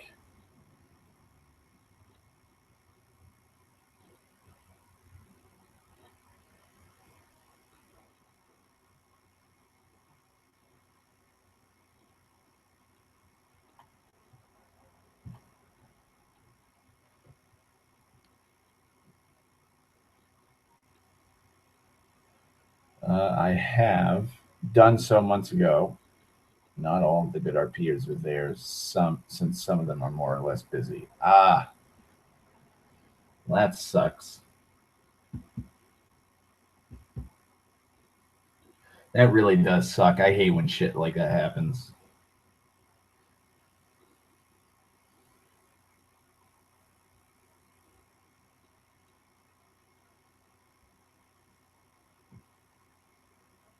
Such a shame.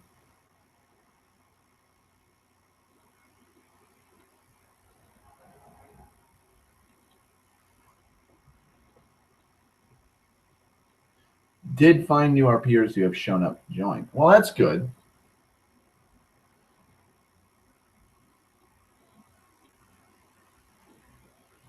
Like I said, I would avoid that group as often as you can.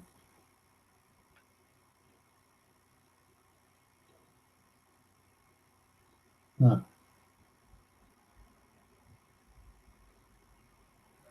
that's weird. Okay, that's gone.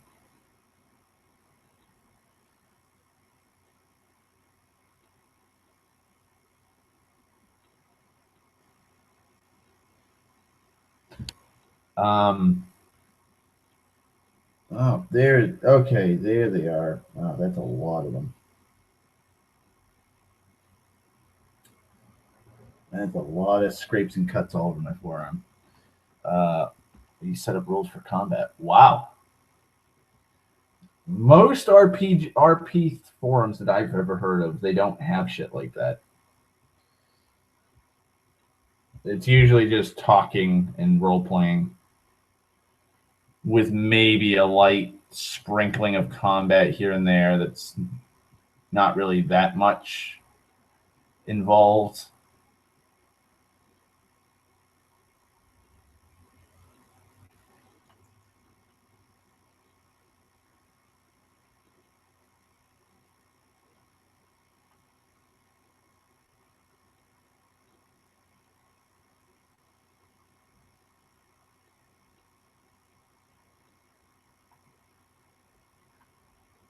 Let's see.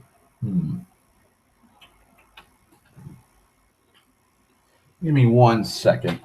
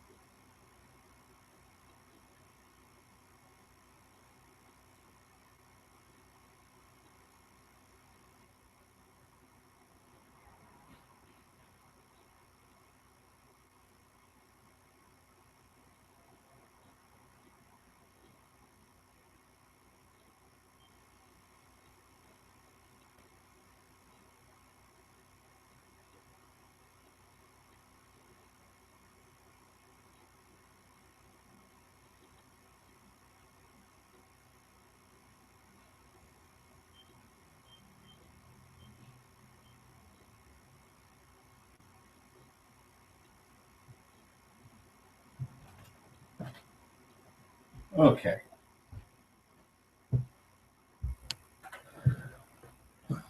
Uh, yeah, the combat rules were meant to keep things more orderly and not so clusterfucked. Um, hmm.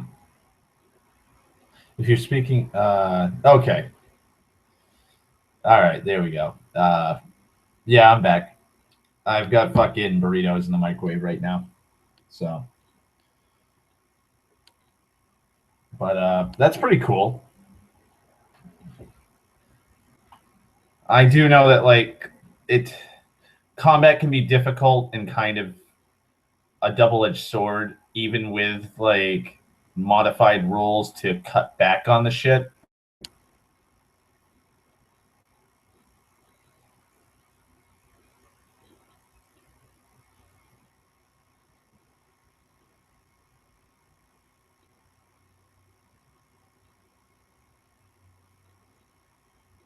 Like even cutting back on a lot of things, like it can just tank it.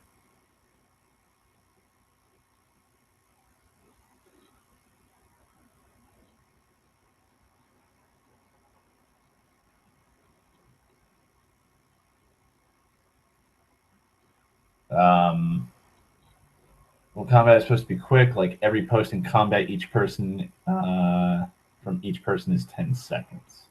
All right.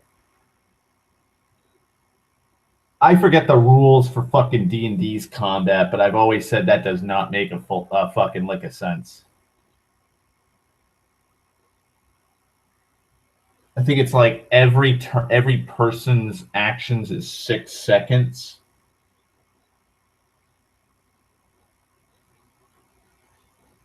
I think it's like 6 seconds in D&D for everybody's turn.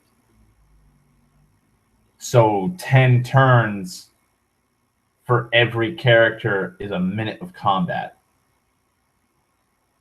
And I just sit there and think, like, it takes a lot longer than 6 seconds. Sometimes it takes a lot less than 6 seconds to... It's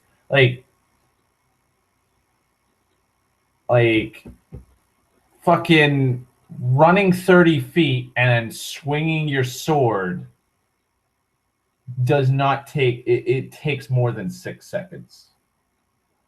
Like, that's always been my gripe about the combat rules. It's why a lot of people don't really follow like the seconds rule with it, where it's like, oh, it's 6 seconds and that's how it does. People just go by turns, because even fucking peak physical people, and I'm not talking like Olympian, I'm talking just athletic people. I doubt athletic people could run 30 feet in the middle of combat wearing like full plate mail with a bastard sword. I doubt they can run 30 fucking feet and then swing their sword and hit something in 6 seconds.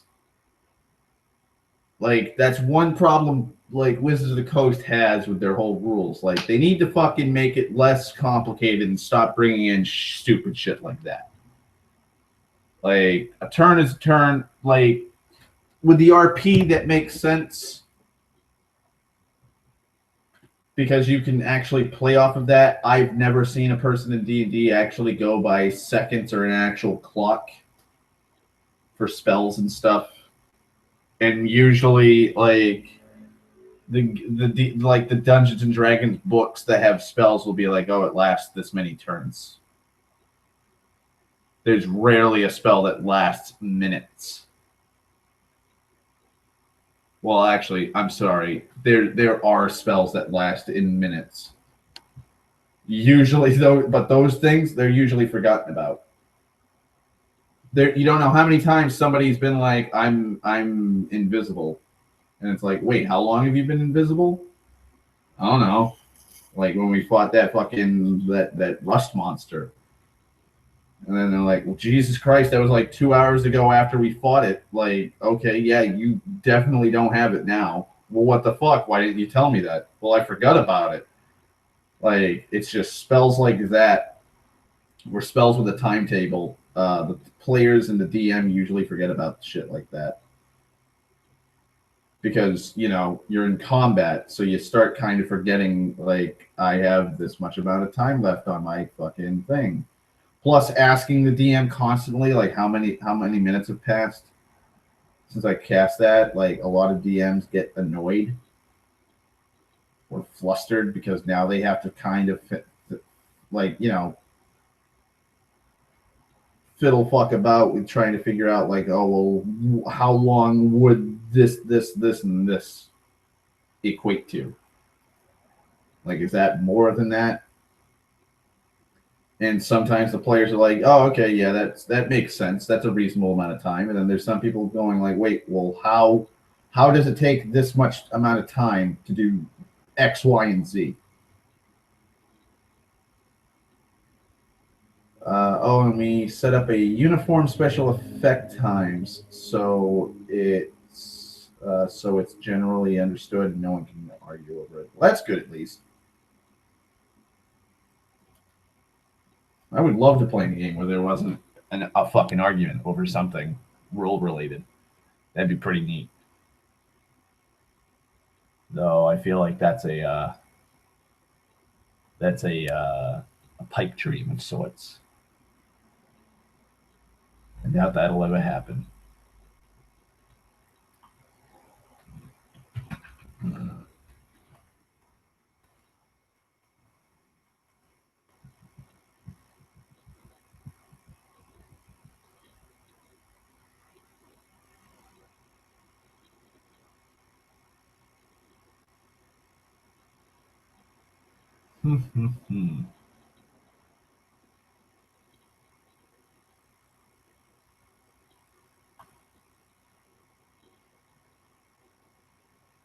Hmm. It sounds interesting. The only problem though, Sten, is my work schedule.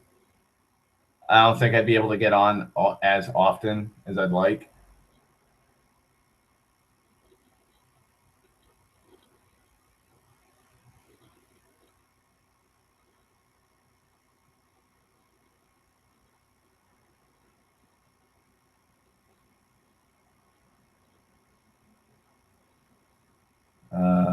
Let's see.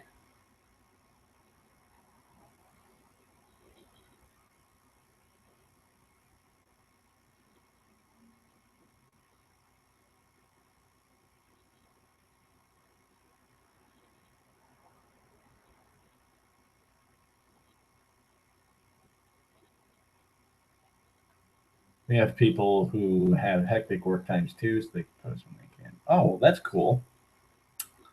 Also, how are you two doing? I failed to ask you guys, and I always forget to ask you guys.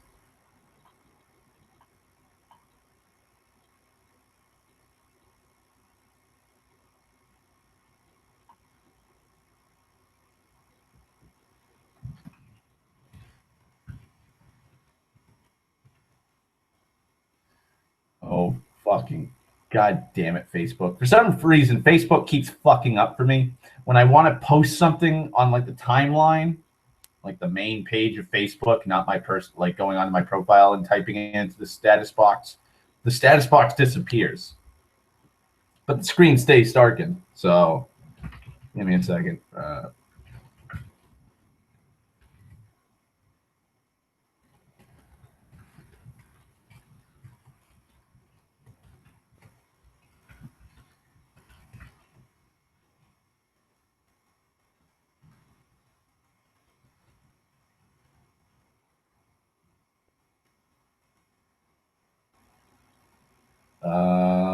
Doing all right, enjoying the cool weather.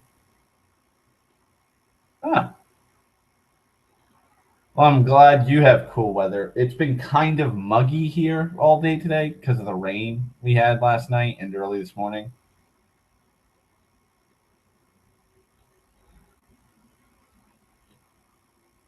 So there's that. But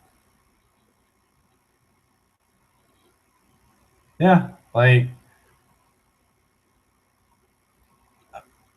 well, we're still getting rain. Oh boy, let me check. I gotta check the weather then, because I was supposed. My boss Donald told me that I should check in. Keep. I should quote, and I quote, play it by ear with the rain. And I was like, "Are you sure?" He's like, "Yep, play it by ear, boy." I'm like, "All right."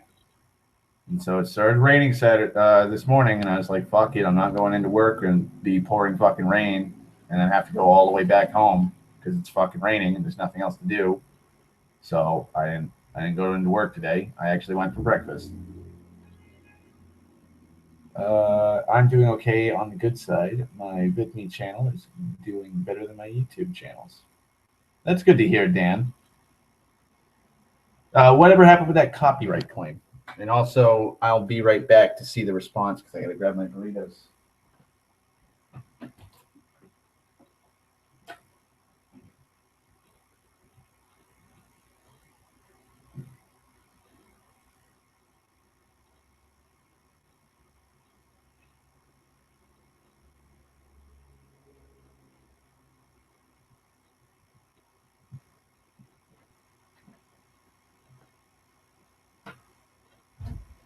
Okay. No response from Dan.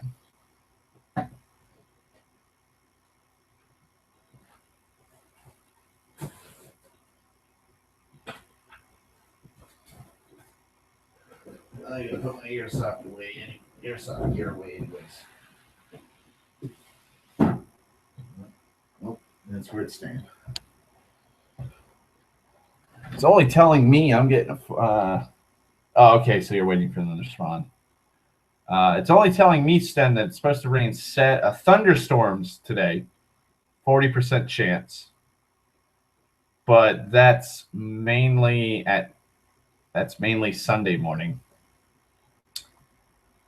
which is a 30% chance for the 34% in 11 a.m. And that's it. And then Tuesday, 63% at 5 in the morning, 94% 11 a.m. And that's a 90%, 20% chance of rain Monday, 20% Wednesday, Thursday, 10% Friday, 50% Saturday. Usually with my luck, Donald conjures the fucking ancient forces of nature because he's a spirit. He's like a nature sprite or an earth elemental. And he's able to conjure the weather to fucking stay hot and muggy and not fucking rainy. Like, it started raining. We got out of work early yesterday because it started raining about, I'd say, 2 hours before work is supposed to end. And we were doing hedge clippings.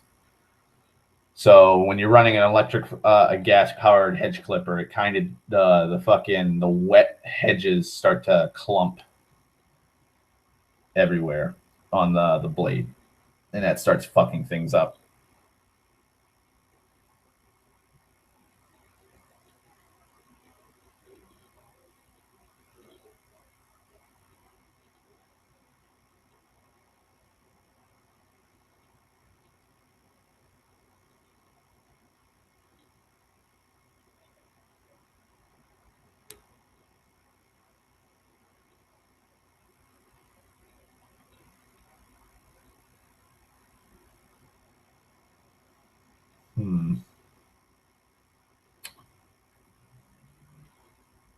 Well, aren't you lucky, Sten?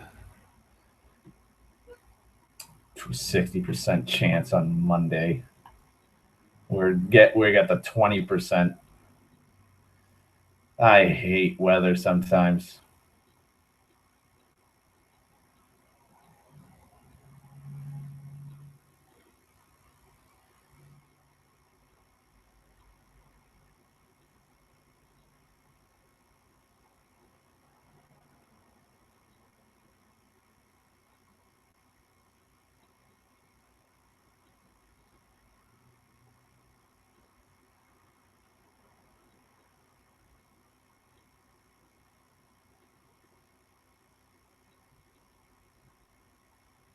Let's see.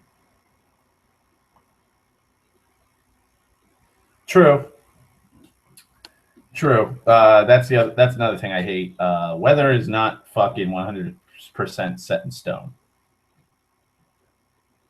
Never is. There's a high chance that it could be fucking like they're claiming thunderstorms. I have yet to hear a fucking one clap of thunder or a flash of lightning. It's supposed to be a fucking goddamn thunderstorm outside. Damn it. I want thunderstorms. But there could be thunderstorms all day tomorrow. Could be a fucking hurricane for all I know. That's just how it is. So, just gotta fucking play it by ear, I guess. Just gotta play it by ear. Let's see.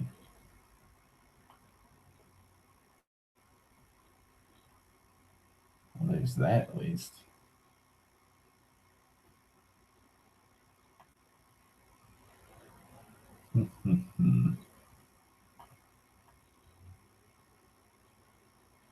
$85 apparently tomorrow. They said 75 for today. It never made it above 70. Yeah, true.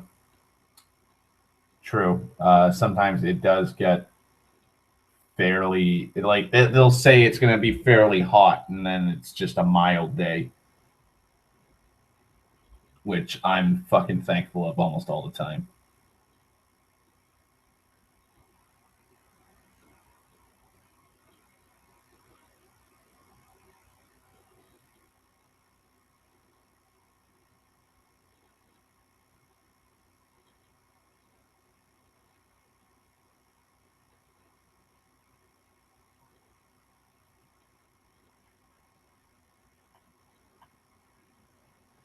But it is New England, the area of extremes. So eloquent in how you say that, Sten. Tis the truth. Tis the sad truth of the land we live in. Exactly. It could snow. I'd be surprised because of how cool it's been. I wouldn't be surprised if it's like, oh, there was a light dusting of snow because of some nor'easter from Canada. Or the Arctic winds.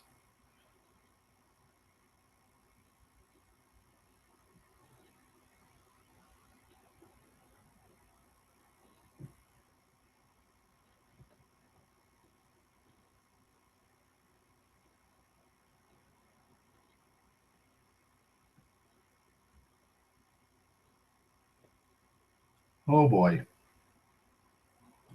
I'm just hoping it's just cool this week.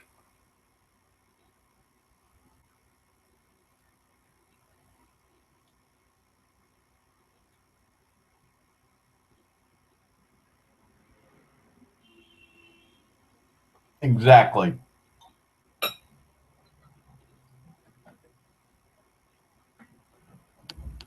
Fucking yeah. Let's have straight 30-degree weather all week because of an Arctic fucking wind or Arctic low that came down in the middle of fucking June. It could happen. It's fucking New England.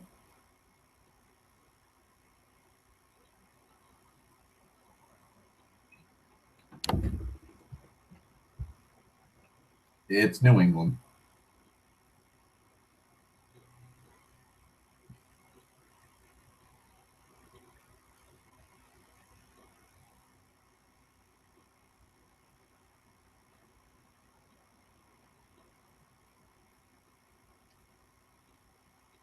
Yeah. I remember that in May. I remember it being really fucking cold in the morning.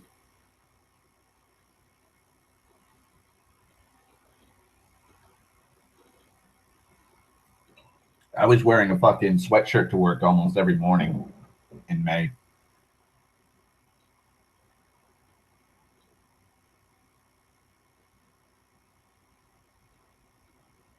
Mm.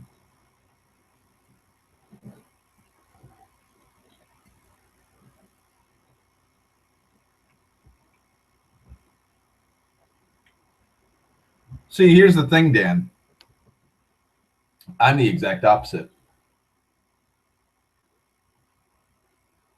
I can't stand the heat. Can't stand it. My breathing, it's a labor to breathe. Smoking cigarettes sucks when you're in fucking humidity, especially if you have breathing issues already, like I do. Pollen's a fucking problem constantly.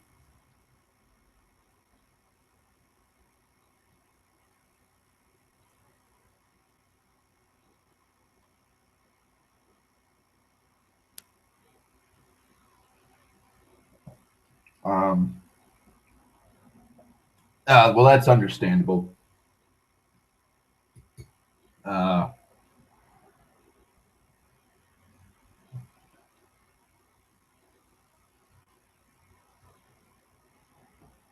yeah, like autumn and I would say autumn's my favorite season because it's, I don't know. It should like spring and autumn should be my favorite seasons, but it's like spring is when fucking pollen just starts coming in.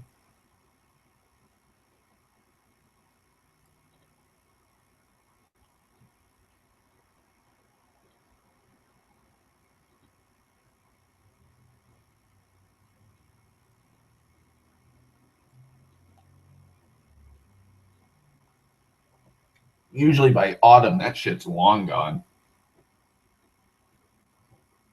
Plus, autumn is like the start of the family season. So, like Halloween, Thanksgiving, like those are the two biggest I can think of. And then you have Christmas and winter.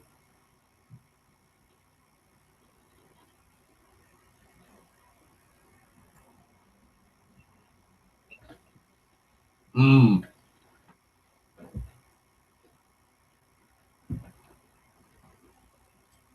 Thankfully,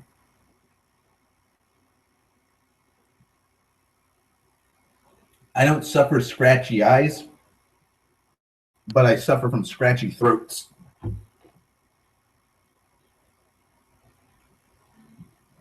You don't know how often I have to clear my throat or drink something to soothe my throat.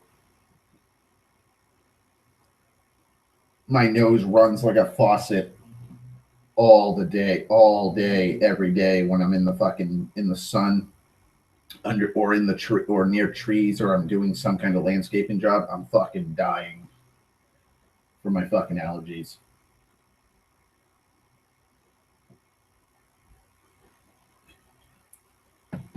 And I can't keep affording to buy fucking allergy medication at the rate I am. Like it's not a monetary issue. It's a monetary issue on a certain level.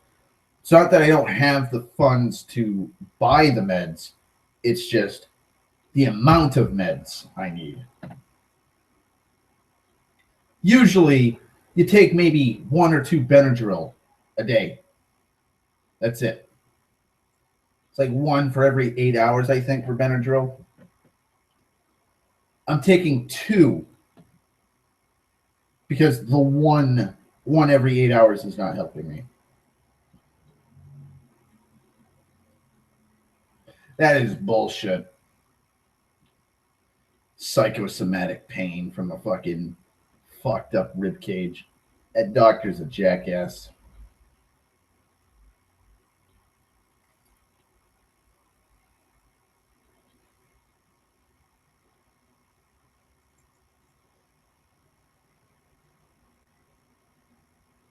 A straight jackass.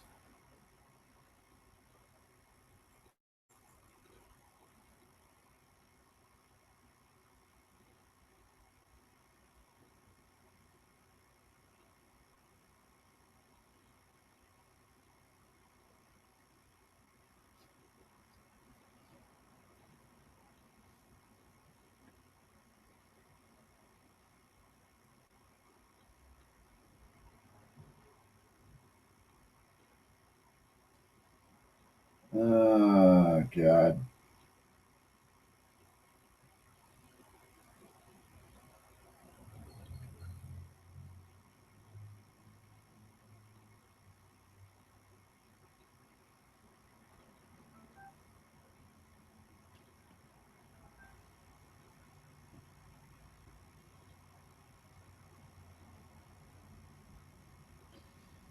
Let's see. What to talk about? I don't know. I mean,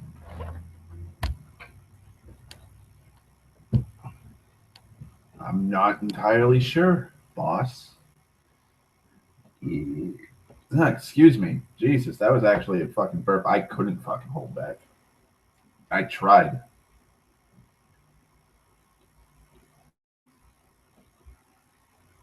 Um,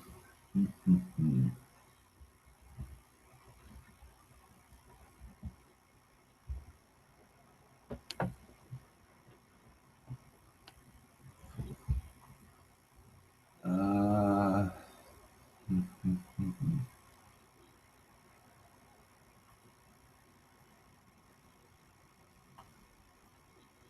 oh, my Elvish Codex is going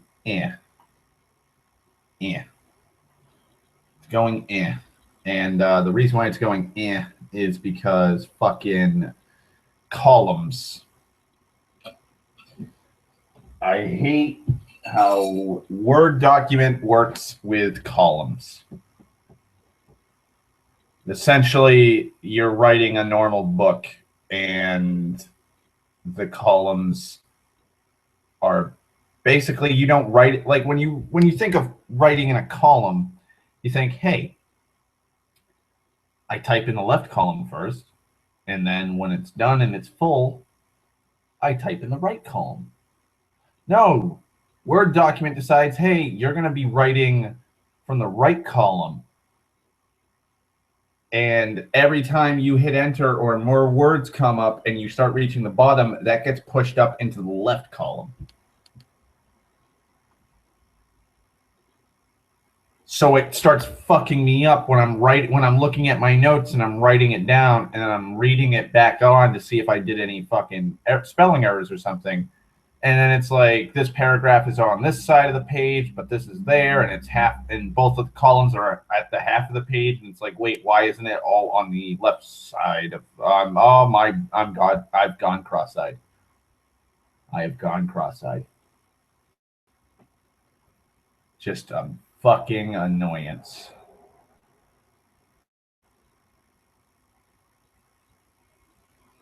An absolute annoyance.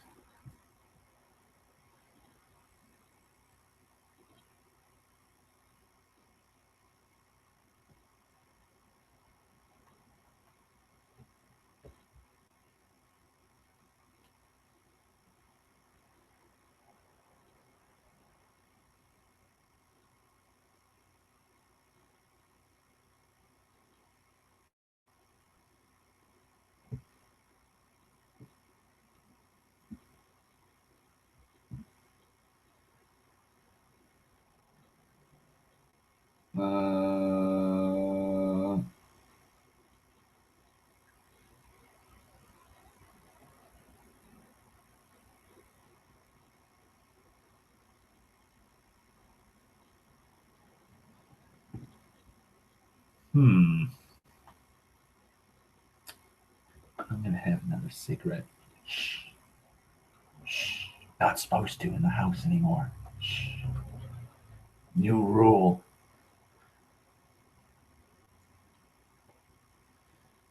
Oh, great. What a lovely fucking time.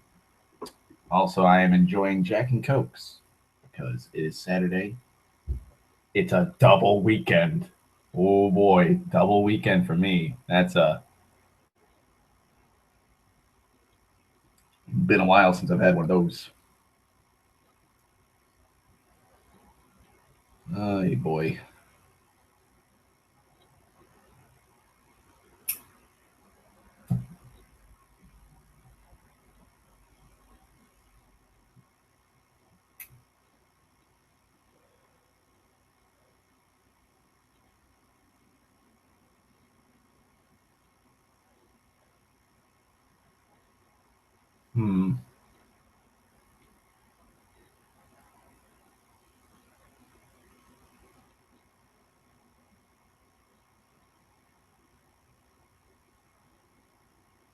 Yeah, it's been a long time since I've actually gotten drunk.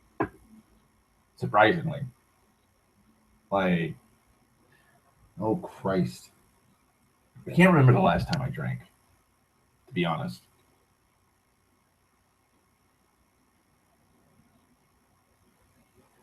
I know it was a few months ago. I know that. But I mean, like, recently, where I've had time to just sit down, have a little bit of booze, like a little bit of whiskey, and just relax. Not to get drunk, like, just sip a whiskey here and there, or mix, like, have a nice tall pint glass of Jack and Coke and just sip that slowly and savor it. It's been a long time since I've done that in the last few months.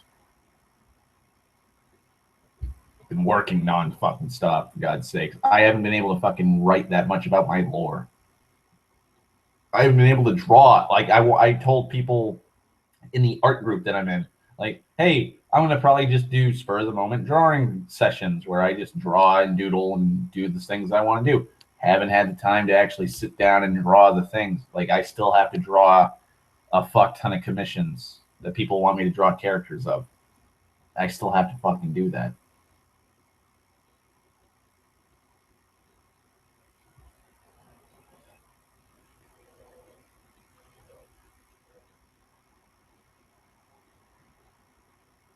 Also, here's something interesting because Jack and Coke reminded me of it. Samurai Jack. So my boss Josh on the landscaping crew, about a couple weeks back. Yeah, about a couple weeks back. Me and him were talking about Samurai Jack season 5. He brought up something I didn't realize. Now, I'm a time paradox kind of guy. There's a lot of shit that I've watched that has time paradoxes and time travel or some kind of time change that happens. So I kind of get the grand scheme of things. When I saw the final episode of Samurai Jack, hang on, an idiot might have fucking posted something.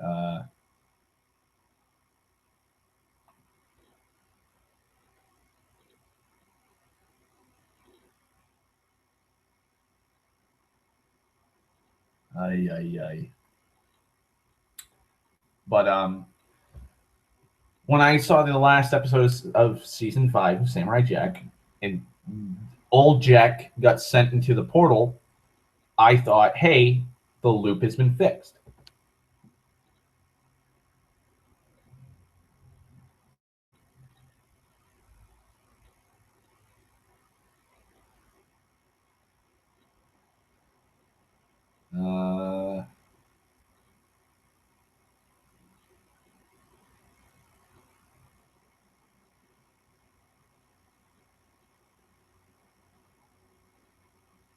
So I thought, hey, this is the same Jack. Josh thinks that that's a different Jack because he was sent into the time portal, and Jack, the Jack we've been following, killed Aku,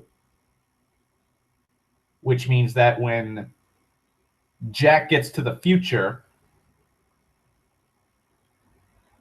when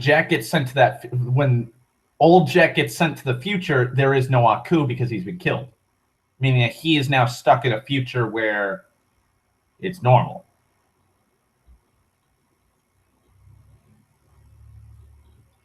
And he thinks that another writer and another company or another production crew can do something with that. So I was having an existential debate with him over that, because I was like, well, that doesn't make sense, because wouldn't that mean Jack can just go back in time? And he's like, what do you mean? I was like, there's nobody stopping him in the time portals. There's nobody stopping him from getting into a time portal and just jumping in and going back to his original time. He could just tell somebody, hey, I got sent back into the future. How do I get back to the past?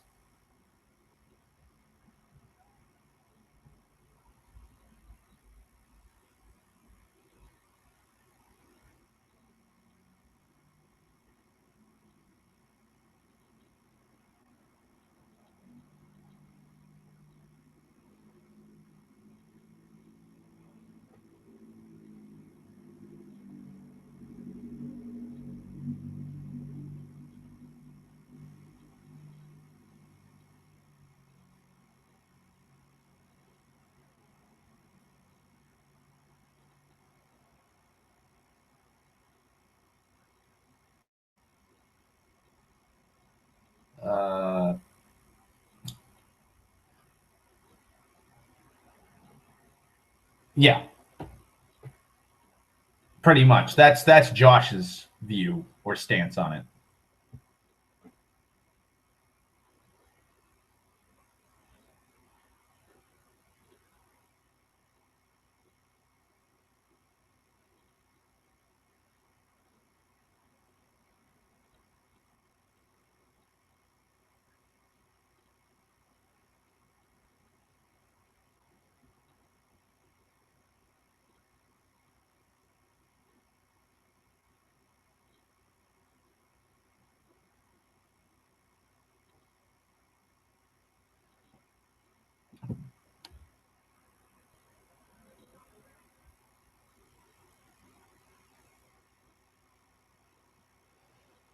But it's like I don't see season 5 as that. I just see it as Jack got sent into the future, and now he's come back. That's just how I see it. I see the time. It's a circle. It's a ring, but it's a closed ring. Like once he reaches the point where he started, it ends like a clock. Once like it starts at midnight, but once it hits midnight again, it's done. It's the end of a day. But there's a like I guess there's a fan base or a community of people that are like touting this theory as like being the true ending. Like there's another Jack. And it's like, no. No.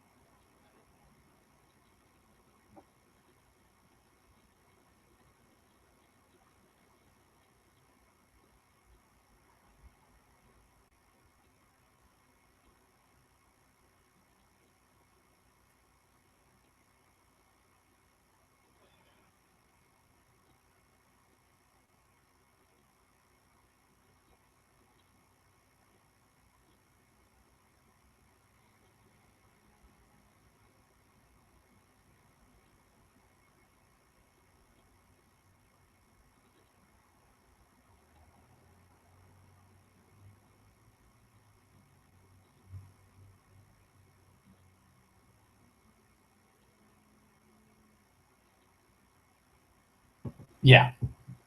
Say, like I sighed and face palmed. Just like there's some people who there's videos of it where people have made their own alternate endings to season 5 where Jack's sitting there under the tree mourning the loss of Ashi, and like Odin, Vishnu, and Ra come to him and they're like, for your sacrifices we will bring back Ashi. And it's like, while that would be sweet, I don't know if that would work. I don't think that'd work for me. Because like it is true, like without Aku, Ashi would not exist. Because he was a part of her. Plus, you know, the gods have their own shit to deal with.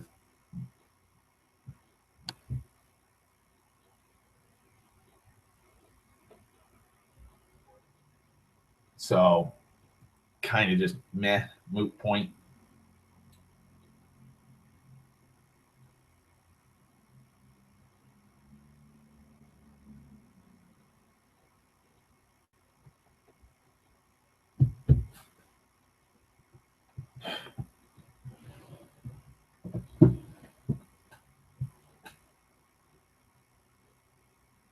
I will say this: I'm honestly surprised that they haven't considered doing something, you know, live action with Samurai Jack or more video games, because there's a lot of shit you could do with Samurai Jack. You could even do a video game set between season 4 and 5.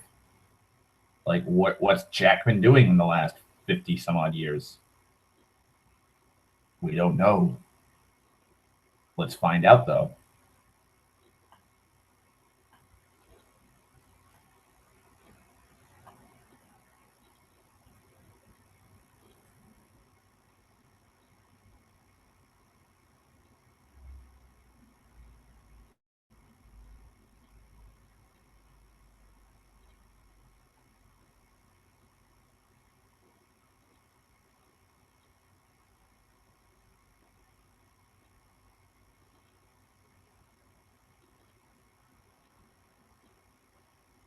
Like, I don't know.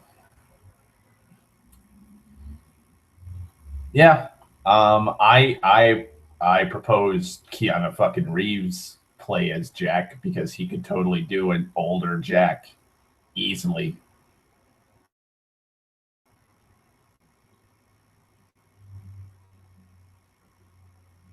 Jack could easily do it.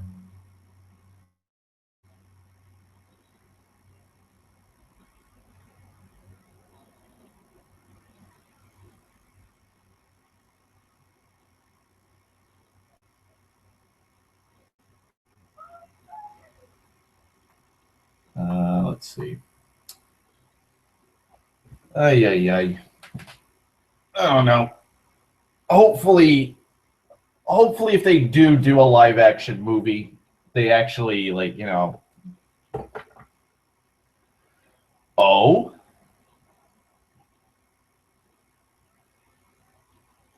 who would you like to see as Jack?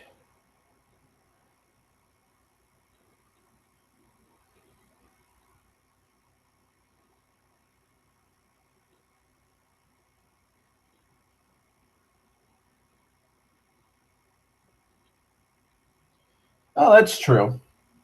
Someone a bit more on the culture and the swordsmanship. Hmm.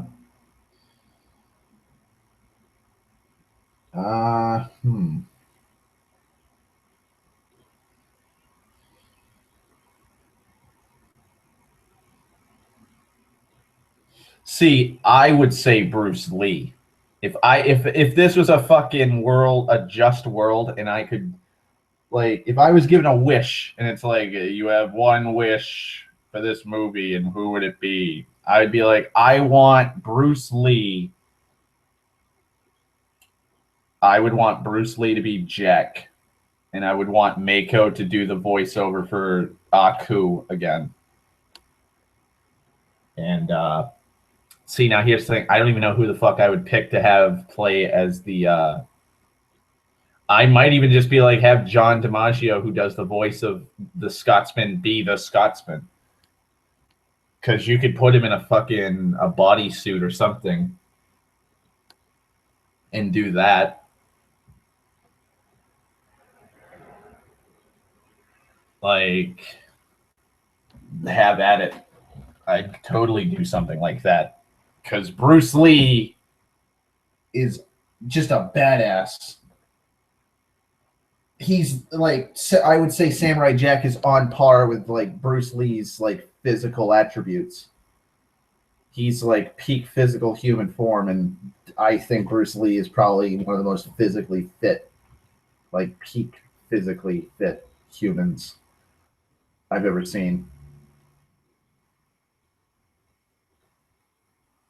Let's see.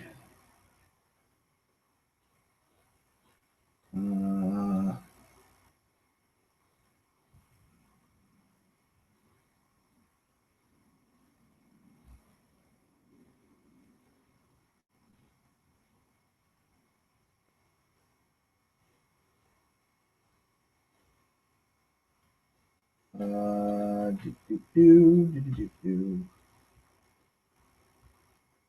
Scrolling through shit. It'll set up. Um, hmm. I will say this: I am worried that they'll remake Lord of the Rings soon. It's inevitable that they'll try and remake Lord of the Rings.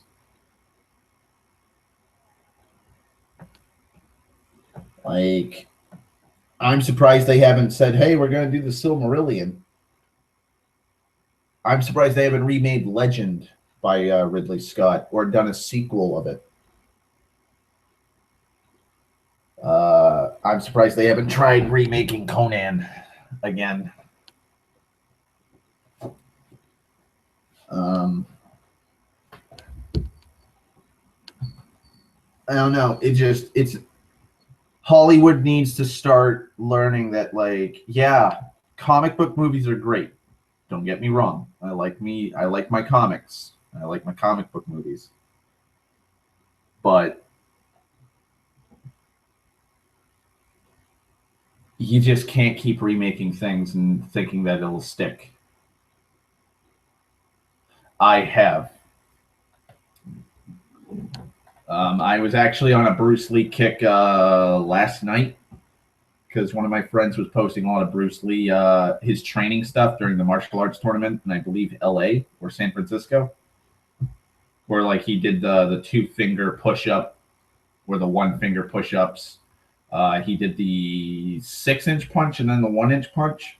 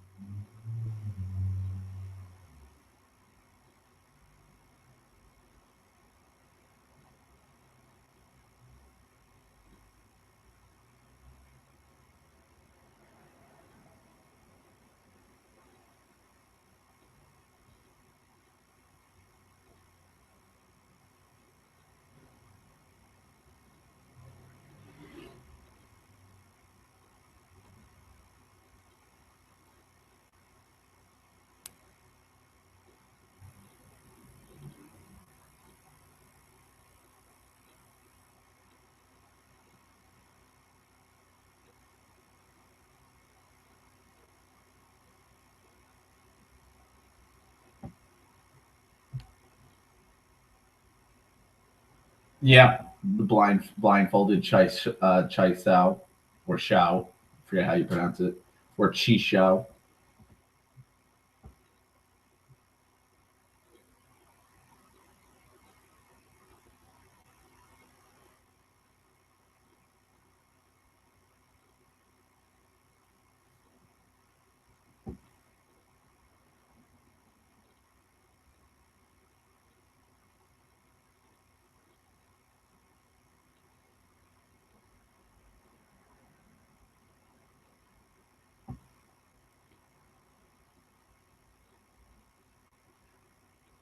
Well, I shouldn't say surprisingly, but man, you never know.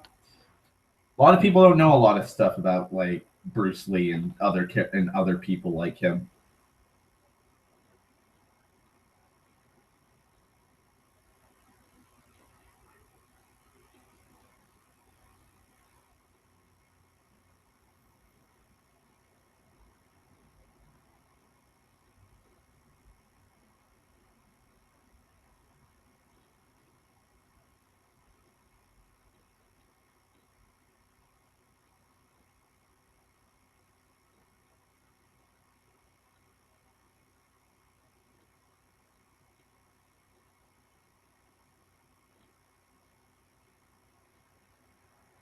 I believe it.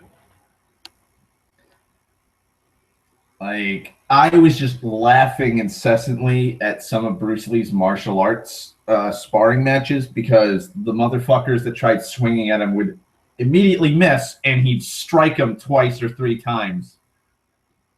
And he was not pulling his punches. He would be hitting them in the fucking face, and they buckle over. And before as they're scrambling back to their feet, he'd hit them again, and then he'd back off right when they were like trying to half-ass a punch to try and get him away from him, and he's already fucking like 5 feet away. He's like, I'm already away from you, fucker.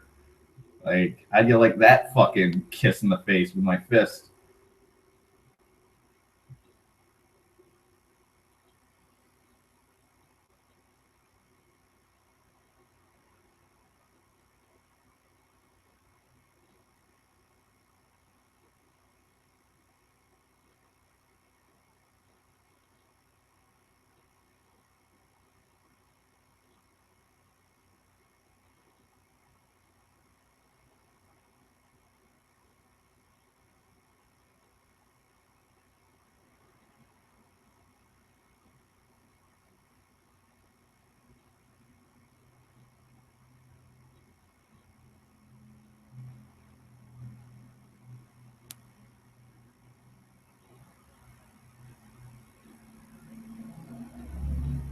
I really want to try the oh god, what is it called?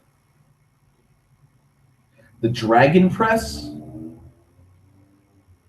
I think that's what it's called. It's the Bruce Lee workout maneuver that Bruce had done for years, and it was named in honor of him. That sounds like a grueling fucking workout, but if you've seen Bruce's fucking physique, it does the job. It does the fucking job. Like, I would love to know everything about his workout regimen so I could try and do it. I mean, it'd probably kill me physically on some level because it's just like there's no way I'd be able to keep up with Bruce. Like, I remember, oh god, I think it was a documentary on him. His wife was saying that he was constantly working out. There wasn't a time that she can remember Bruce not working out or training on something. Like, he'd be watching TV and he'd be doing fucking crunches and pull-ups and push-ups. And he'd be focused on the TV, but he'd still fucking be subconsciously doing the workout. That is insane. I wouldn't be able to do that. Like, to work out almost 24/7. No fucking way. Plus, like, just look at my work schedule would fuck me up on that. Like, I'd probably work out and push my body to its limits, and then like I'd still be exhausted the next day, and I probably wouldn't be able to continue the workout after work.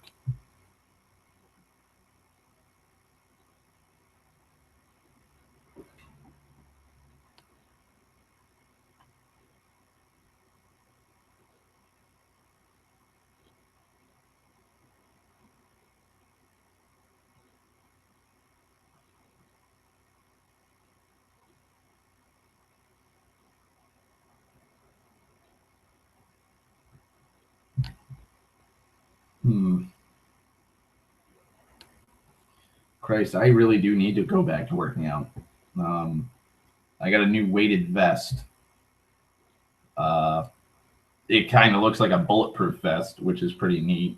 It's got fucking 8 pouches in the front, 4 on either side, two on the forward, like the forward side of both your left and right sides, and then 2 in the back, and then another 8 pouches in the back, and then I think there's two on the shoulder, 1 on either side, front and back shoulder.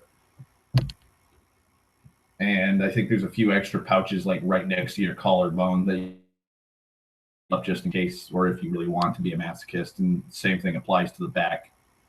It's like right below your neck. I have enough to fill most of the pouches, save for the ones next to your collarbone and back, or the back below your neck. So I think I have 5-pound weights in all of them.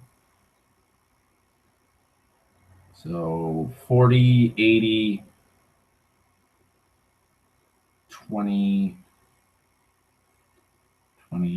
40. Yeah, so that's about 120 pounds. I think it's 120 pounds. Yeah. No.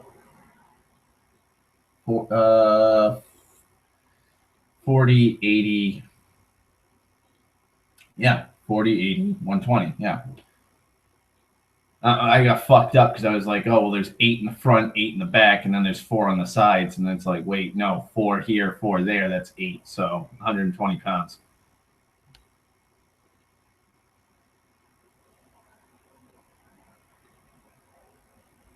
So, like, I'm going to have to start working out with that again. I still have my ankle and wrist ones, too, that I have that are weighted. So I'll probably work out with those more. But I have to actually work on my core.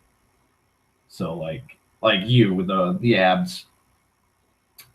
I'd say just work out with the abs.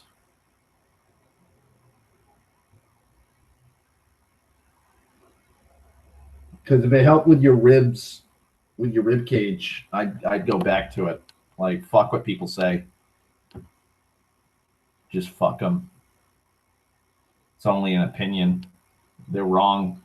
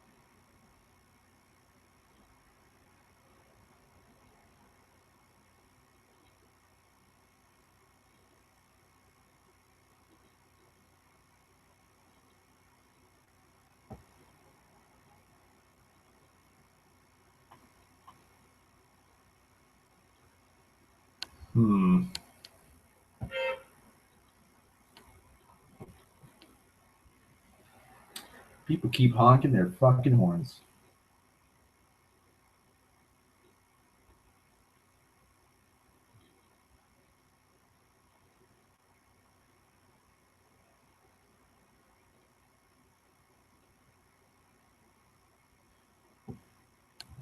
What the fuck is this in?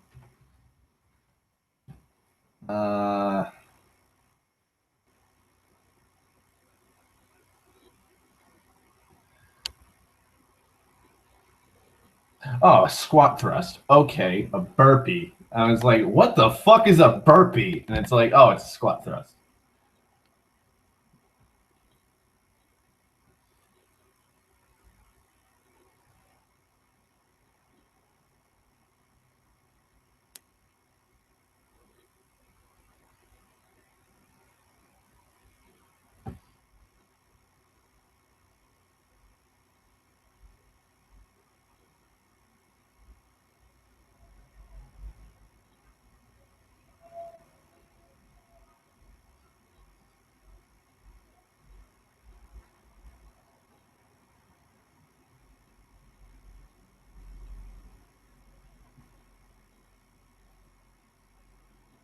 Uh, Part of the bullshit why I didn't get a job at a certain place as at a certain store was because I looked too skinny. Probably should upload a picture of me during that time. I had great abs, in my humble opinion.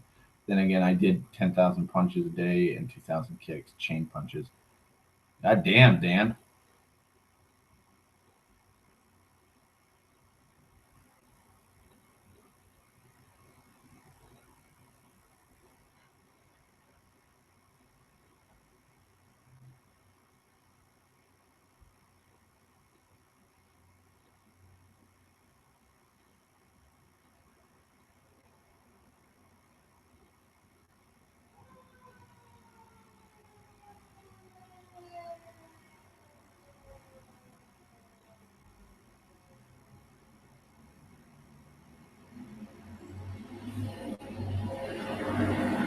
There goes the fire truck.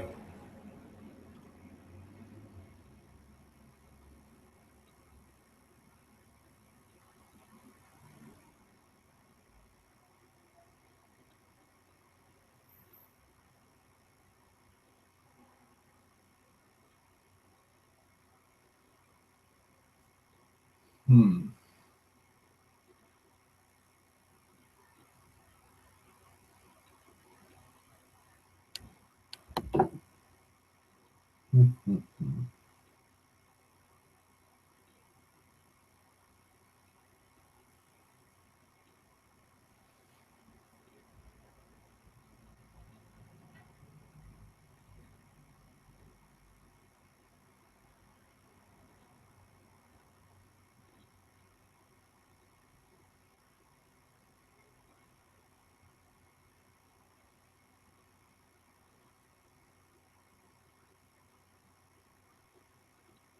Hmm. Oh, Dan, you missed it. You missed it earlier. I forgot all about it for a second. It hit me. I made, I nearly made or did make Sten dry retch at a nightmare I had. It was fucked up. It was fucked. It was a fucked up dream. My God. Whew. God, that whole fucking dream just came back to me. God fucking damn it. I'm just sitting here minding my own business. I'm like, huh. Well, I had burritos. What else could I eat? And then it's like, oh, the baby. It's like, oh God, no, no. Why? I don't want to remember that. I don't. I don't. Just, ugh.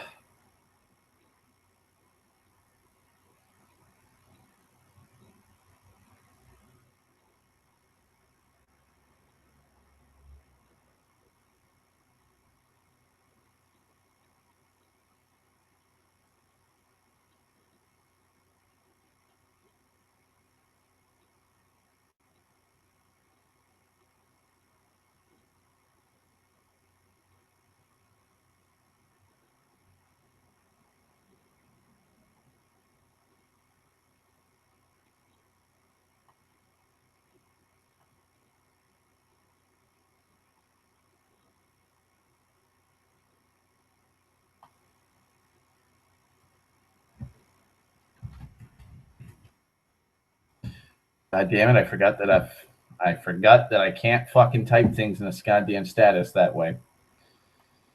Son of a bitch.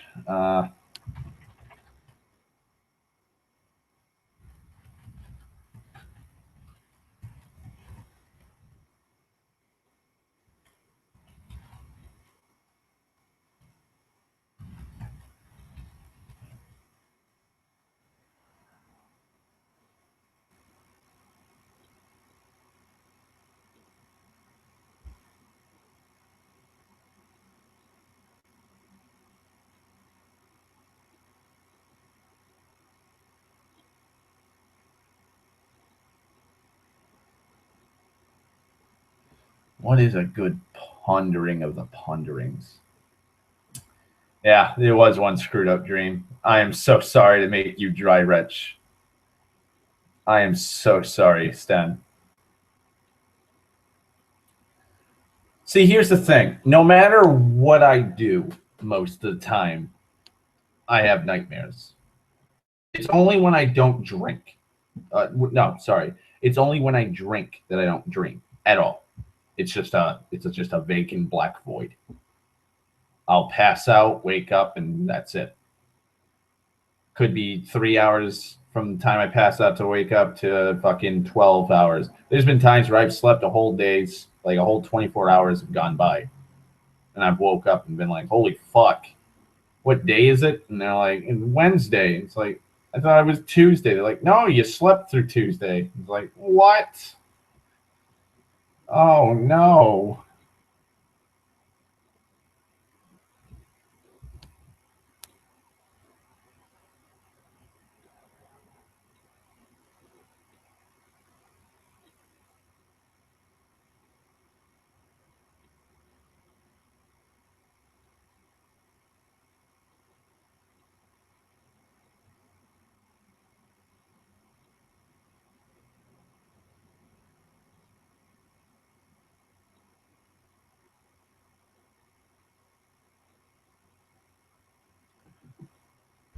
Plus, like, I was even telling Sten, like, I don't know how I had the dream I had, the nightmare I had last night, or well, not even last night. This morning, I fell asleep around 10:30 for a nap because my computer died.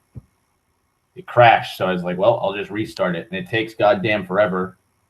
Probably like a good 30 minutes to get everything all booted up and working again. So I was like, fuck it, I'll just take a nap. When it's done, and I'll come back and I'll close out all the processes and end all the programs that I don't need, like BlueStacks.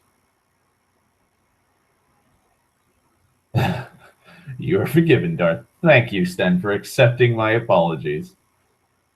But like, I don't know.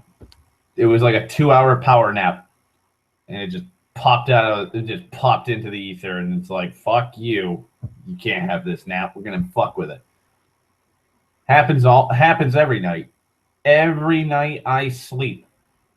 I remember, and this was the most despicable fucking thing my brain could do for the longest time. At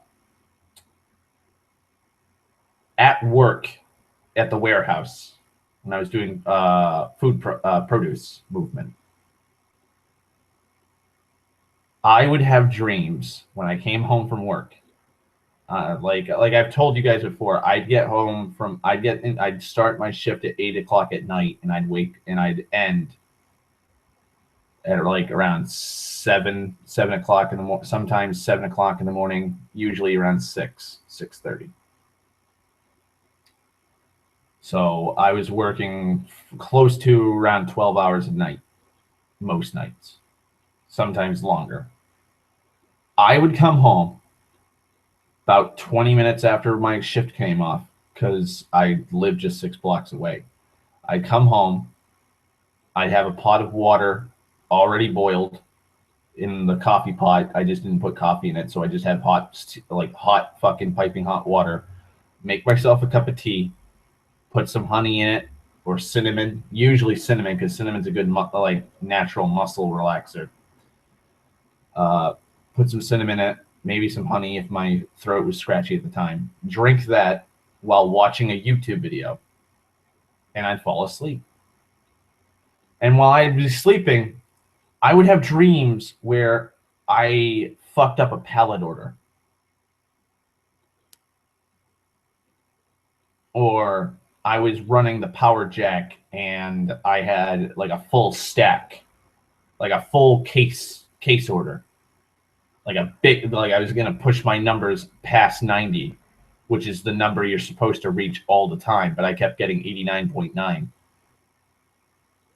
And so like it's like, oh, it's like the last load that I can do tonight, and it's a full case stack, and it's awesome, and I'm gonna fucking finally get over the hump and finally hit 90 and meet that quota. And then the fucking thing just collapses and falls all over the place. Or I'd be using the power jack and somebody fucking ankle checks me with their pallet. And I'd wake up and jolt. I'd jolt awake from the pain of getting struck in the ankle by a fucking pallet. Or I'd wake up being like, oh, fuck, like the pallet fell, and I'd be in my bed. I'd be in my bed. But it felt so real, and I was so tired that I thought that I was actually at work. Or there were times where I would dream that I fucked up an order that I had previously done, and I'm like, oh, fuck that. I put the wrong stickers on that's going to be sent. I'm going to go to work, and like, oh, wait. I'm at home. Oh, my fucking God. Those were the worst. Those were the worst dreams. Those were really bad fucking dreams. I could not, for the life of me, stand having nightmares like that. And so I started just drinking sometimes. I'd I'd buy a nip. I'd buy a nip or 2 nips, sometimes 3.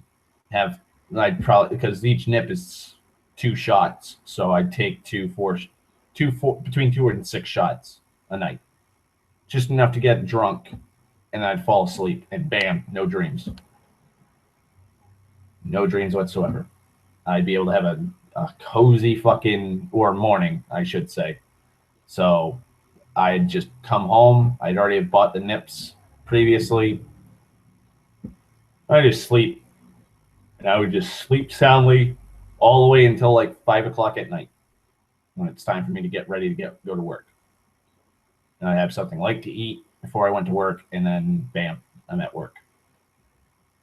So it was a shit fucking job. The pay was good though. The people I worked with on the floor were good. It was just the higher ups that were assholes.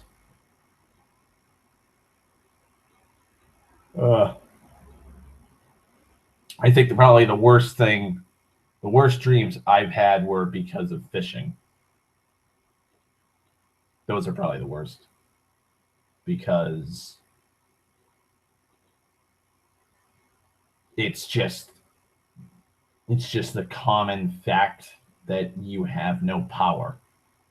That's one of the biggest overarching themes that I see in my dreams, is this powerlessness.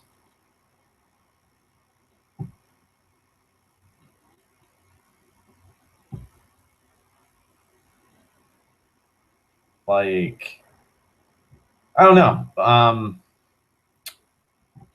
Would be a good example of it. Not powerlessness in the sense that, like, you know,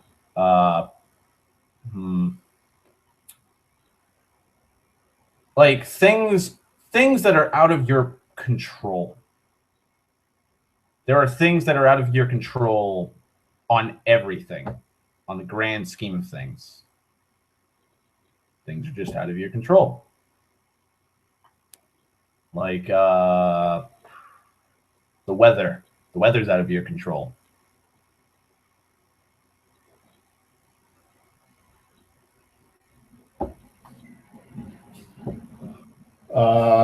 Time is out of your control.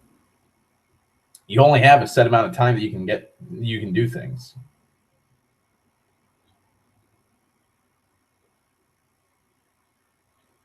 Like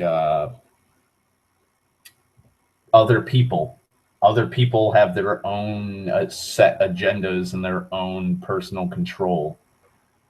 What they do doesn't actually mean that it'll benefit you. It could actually be negative. It could be a detriment. That's out of your control. So like me having a dream where I'm walking across the street and it's a walk now sign. Like I can, by law, I can cross the street now, and someone just speeds in and fucking hits me. Something like that. Those are common nightmares that I'd have, like during a power nap or something, and it'd make me like I'd have a myoclonic jerk, and that's the term for when like you're sleeping and your leg jolts and you wake up. It's because your brain thinks that you're fucking dying, I guess. I don't know. And so it sends a fucking impulse into your leg to like jolt you. And so like dreams like that, or like I'm walking and I trip and I scrape my fucking toes right across the asphalt. Oh God, just thinking about that makes my fucking feet tingle. Like, then there's the big things like weird fucking creatures of all different varying sizes. The weird dream I had earlier today, that was out of my control. Like, I didn't have any kind of fucking control in that fucking dream. I was just a audience along for the ride.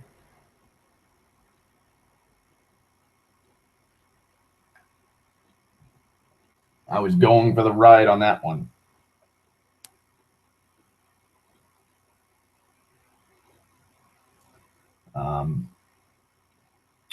But when it comes to fishing, though, and I'll have a fishing dream here and there. I will. There've been a few times. Thankfully, they've kind of subsided. But oh, wait a minute. Oh, son of a bitch. I just noticed that my fucking desktop's changed. Fuck. I gotta change that up. Because I fucking hate having all my shit changed on me. Games go there.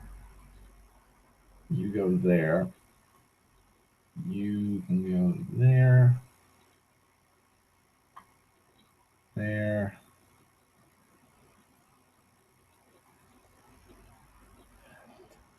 Well, they've subsided, which, like I said, is a good thing, but it doesn't absolve all of it, which sucks.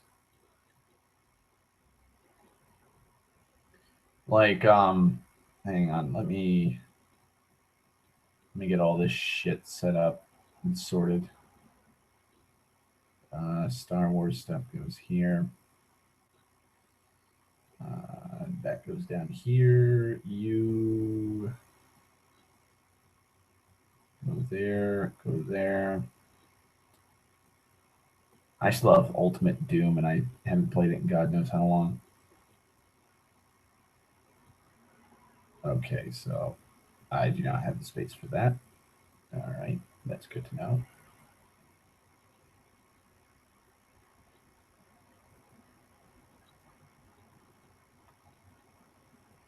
And I gotta check the processes so I don't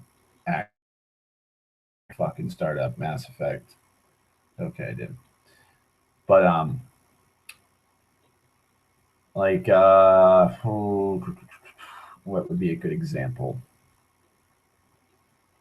A mighty good example. All right. So one of the dreams that I consistently have when it comes to fishing was the time that I was stuck on the Fearless and she was going down. And I believe I've told this story before, where she was such a shitty fucking boat. She was such a shitty boat, and she was taking on water because of a storm we were in. And I remember having to jump overboard, and I jumped too late. She had hit a crest. She was at the top of a 60-foot wave. And when I had jumped, I landed at the base of that wave. So when I looked up, I could see the hull. I could see her props, like the propellers and shit, sticking out of the water. That's how high up she was. Like that sense of helplessness. That's something. The Texas when she went down. Um, just a horrible sensation. Horrible sensation. Knowing that like crew members I've known didn't make it. Fucking the times I've gone overboard, just lost my footing, even though I was holding onto the rails with both hands and a leg to brace myself for a fucking wave hitting us, seeing that wave coming and still being thrown off board.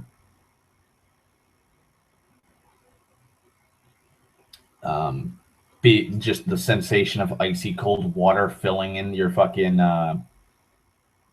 your boots and your grungans. And like it's just a horrible, like your Oilers, like just a horrible fucking experience.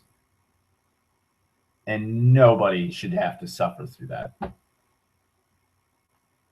But like I like those dreams will just repeat. They'll just repeat themselves. And it's not that often, thankfully. But it still happens. Then there's the oh god, what is it? The how to word it? The I should have done this instead of this scenario shit.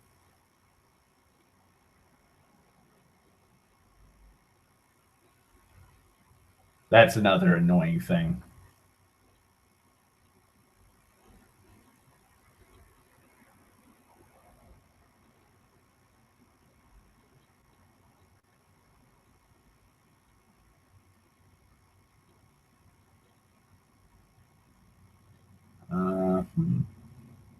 Interesting. Apparently, you could make a trigger snare for fishing. I will have to remember that.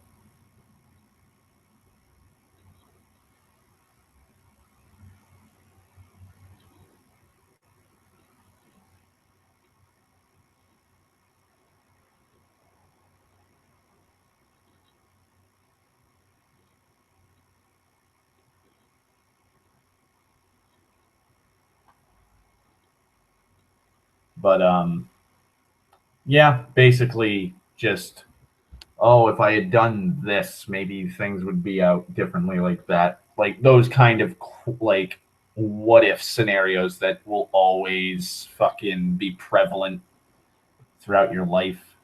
That shit just annoys the fuck out of me. And like I try my damnedest to not think about that, but it doesn't stop.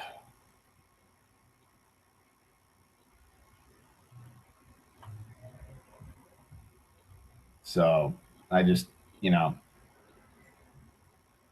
just gotta keep dealing with it. Baby steps, one day at a time.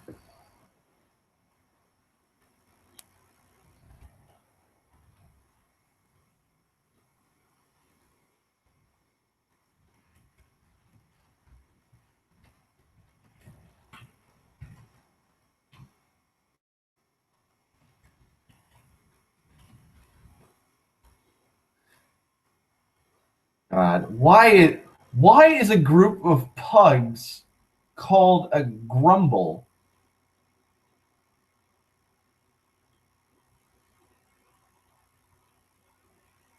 Like, why? It's so fucking adorable, but what? Who came up with that? Who sat there and saw a group of pugs and was like, "That's a grumble"? They don't grumble. Like, I've never heard either of my pugs grumble at something. So I don't know why it'd be called a grumble. Like, Jesus Christ.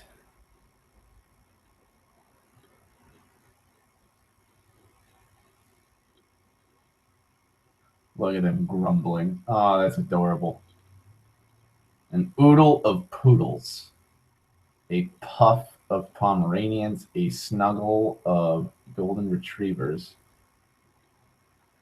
A souvenir of schnauzers. A rumple of Shar-Peis. A barrel of pit bulls. A chatter of chihuahuas. A blizz herd of Samoyeds. A brouhaha of hounds. A kerfuffle of sheepdogs. A flash of greyhounds. A spunk of Dachshunds. A fart of bulldogs. Aw. A wiggle of corgis. Oh. A howl of huskies. A feist of labs. And a dollop of Dalmatians.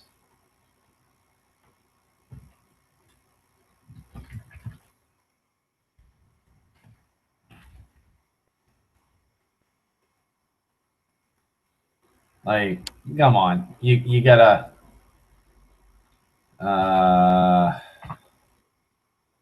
on, load for me.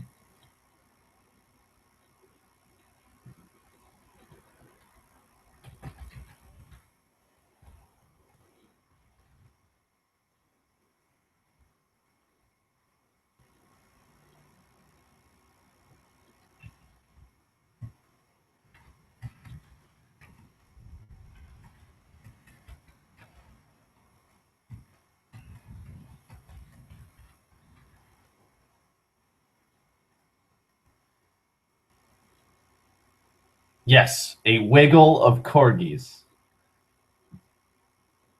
Why? Who who names these adorable group names? I demand to know. I want to meet that man.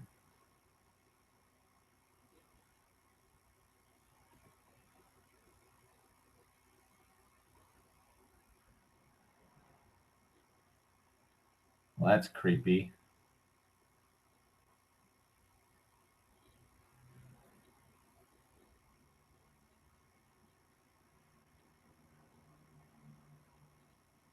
Let's see.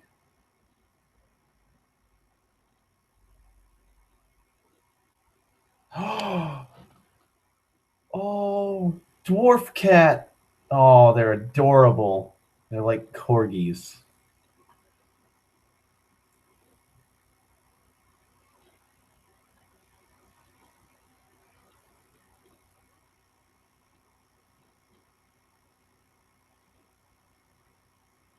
Oh wow, I didn't even know she had prosthetic feet. Son of a bitch. A group of bunnies is called a fluffle.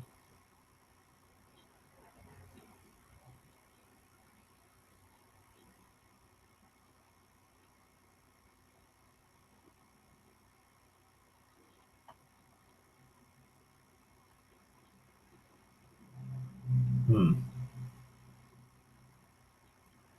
Yeah, dwarf cats. They're like corgis, but cats.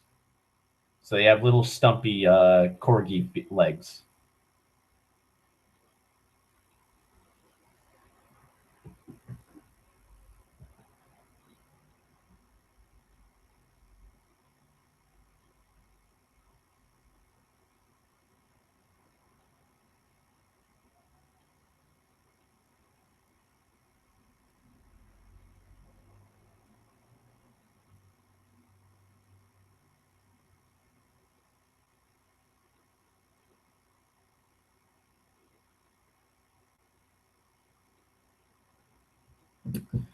Uh,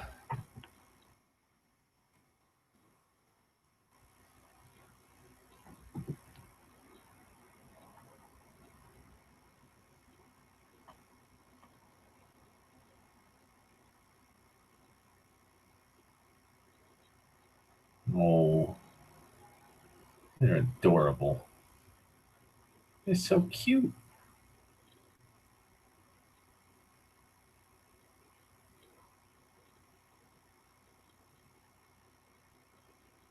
Aw. Yeah, I'm gonna post it in the Skype group so you can see the one I'm looking at because it's fucking adorable. Little stumpy feet. Look at him in his wee little boots.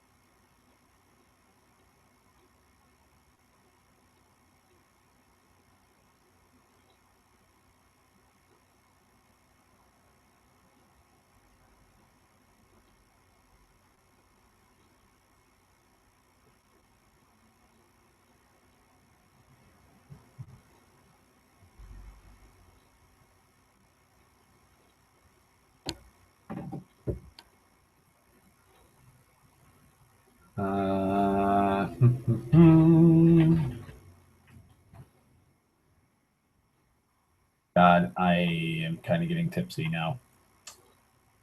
Yeah, they are adorable. They're like, it's just, they got little stumpy legs. It's just aw. It's like, why are you so fucking cute? Stop it right now, being so fucking cute with your little stumpy feet. And they're people oriented. That's another thing about them.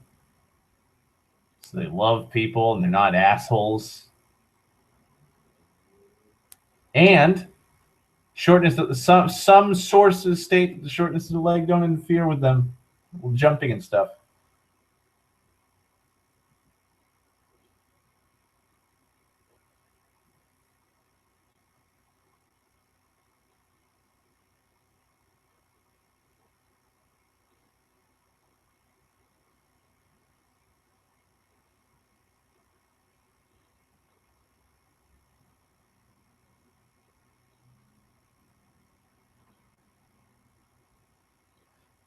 Dang it, I haven't answered the Samurai Jack actor question yet. Yes, yes, Dan. Who do you think would be a good pick for Samurai Jack?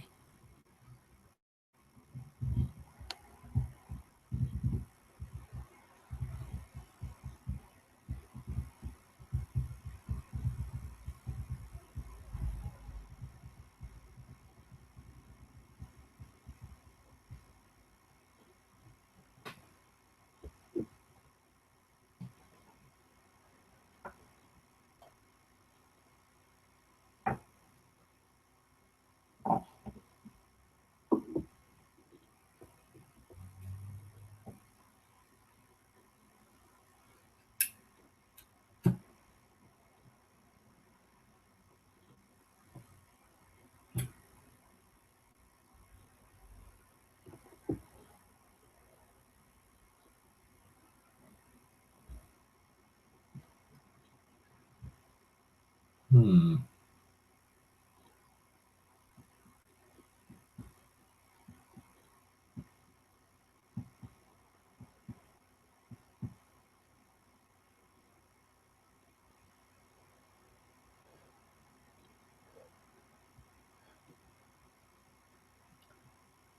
Koji Yakusho, but he's getting older. Shinichi Shatsumi would be better, maybe. I'm gonna have to look him up.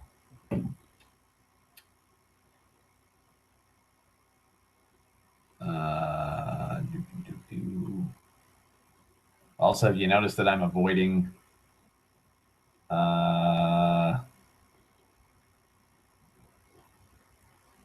Better question is, why isn't the group of squid called a squad?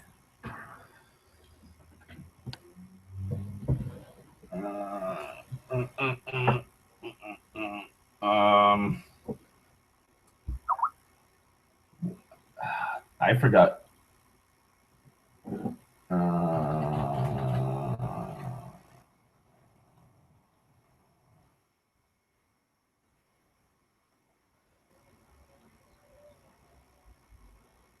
A shoal. That's what a group of squid is called. Shoal.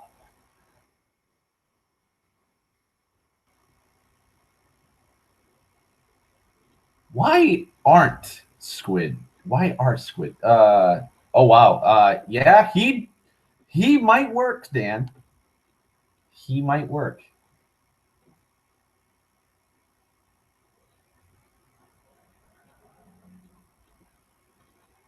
Apparently, a group of squid is called a shoal. That's interesting. I didn't even know that. I used to just call them a fucking school of squid because I'm ignorant like that.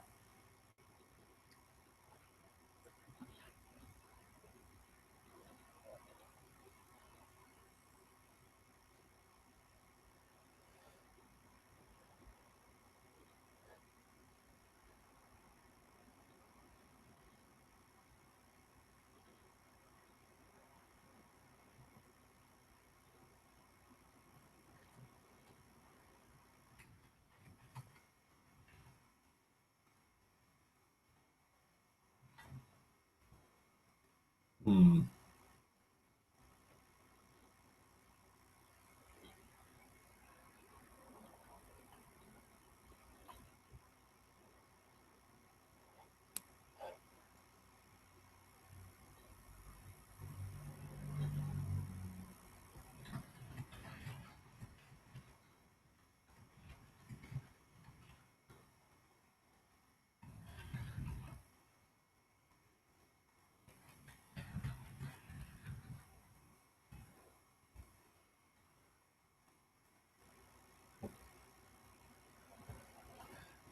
Baboons. A group of baboons is called a flange.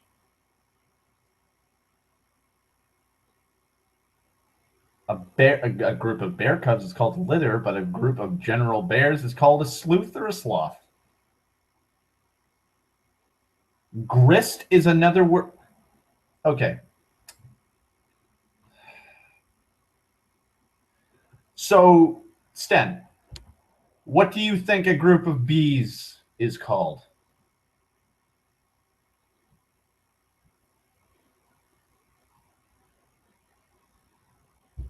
You'd think a hive or a swarm or a nest. Grist is one of them.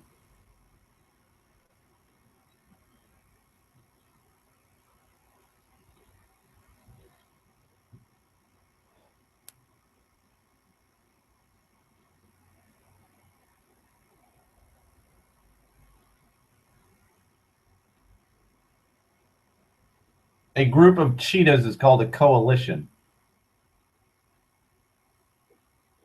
A group of cobras is called a quiver. A group of clams is called a bed.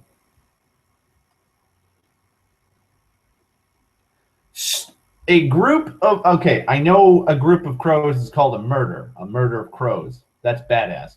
A storytelling of crows, a siege of cranes, a cast of crabs, a band of coyotes, a kind of cows,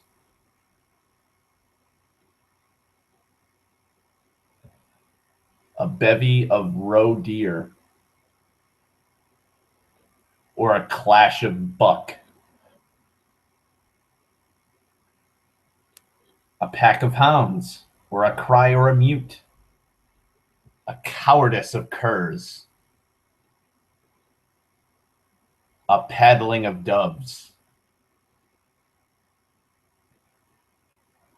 I gotta see what seagulls are because I'm gonna fucking a wreck of seabirds. So flock of seagulls, you fucked up. Should have been a wreck of seagulls. An exultation of skylarks. A rout or walk of snails. A not bed, pit, nest, or den of snakes. A wedge of swans. A flight of swans. A knot, nab, or nest of toads. a hover of trout, a rafter gang or posse of turkeys, a bale or tern or dole of turtles, a pitying of turtle doves. These are weird. These are really fucking weird.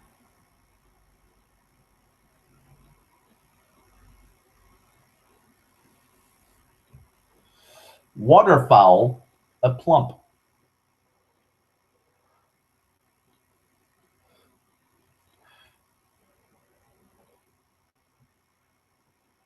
A zebra, a group of zebra, instead of being, they don't, is a herd. That's a common fucking one. But a zeal, crossing, dazzle, or cohorts of zebras.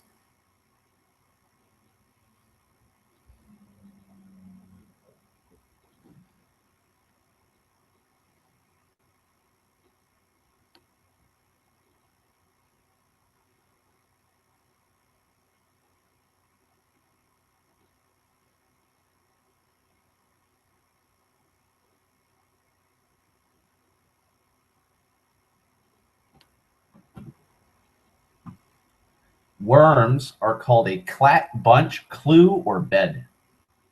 Woodpeckers, descent. Wombats, a wisdom. General wolves, a pack. But moving wolves is a route or route. Ugh. No. Why can't it just be easy? Why do we need to have all these weird fucking terms? God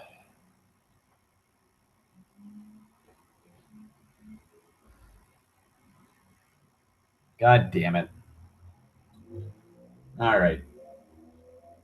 I'm drunk. Not that drunk, though. But I'm on the cusp of being drunk. So I'm probably going to zone out now because I'm starting to zone out. So I'm probably going to start watching fucking my watch later list that I've been fucking hoarding all week so I can catch up on my whole week of fucking videos.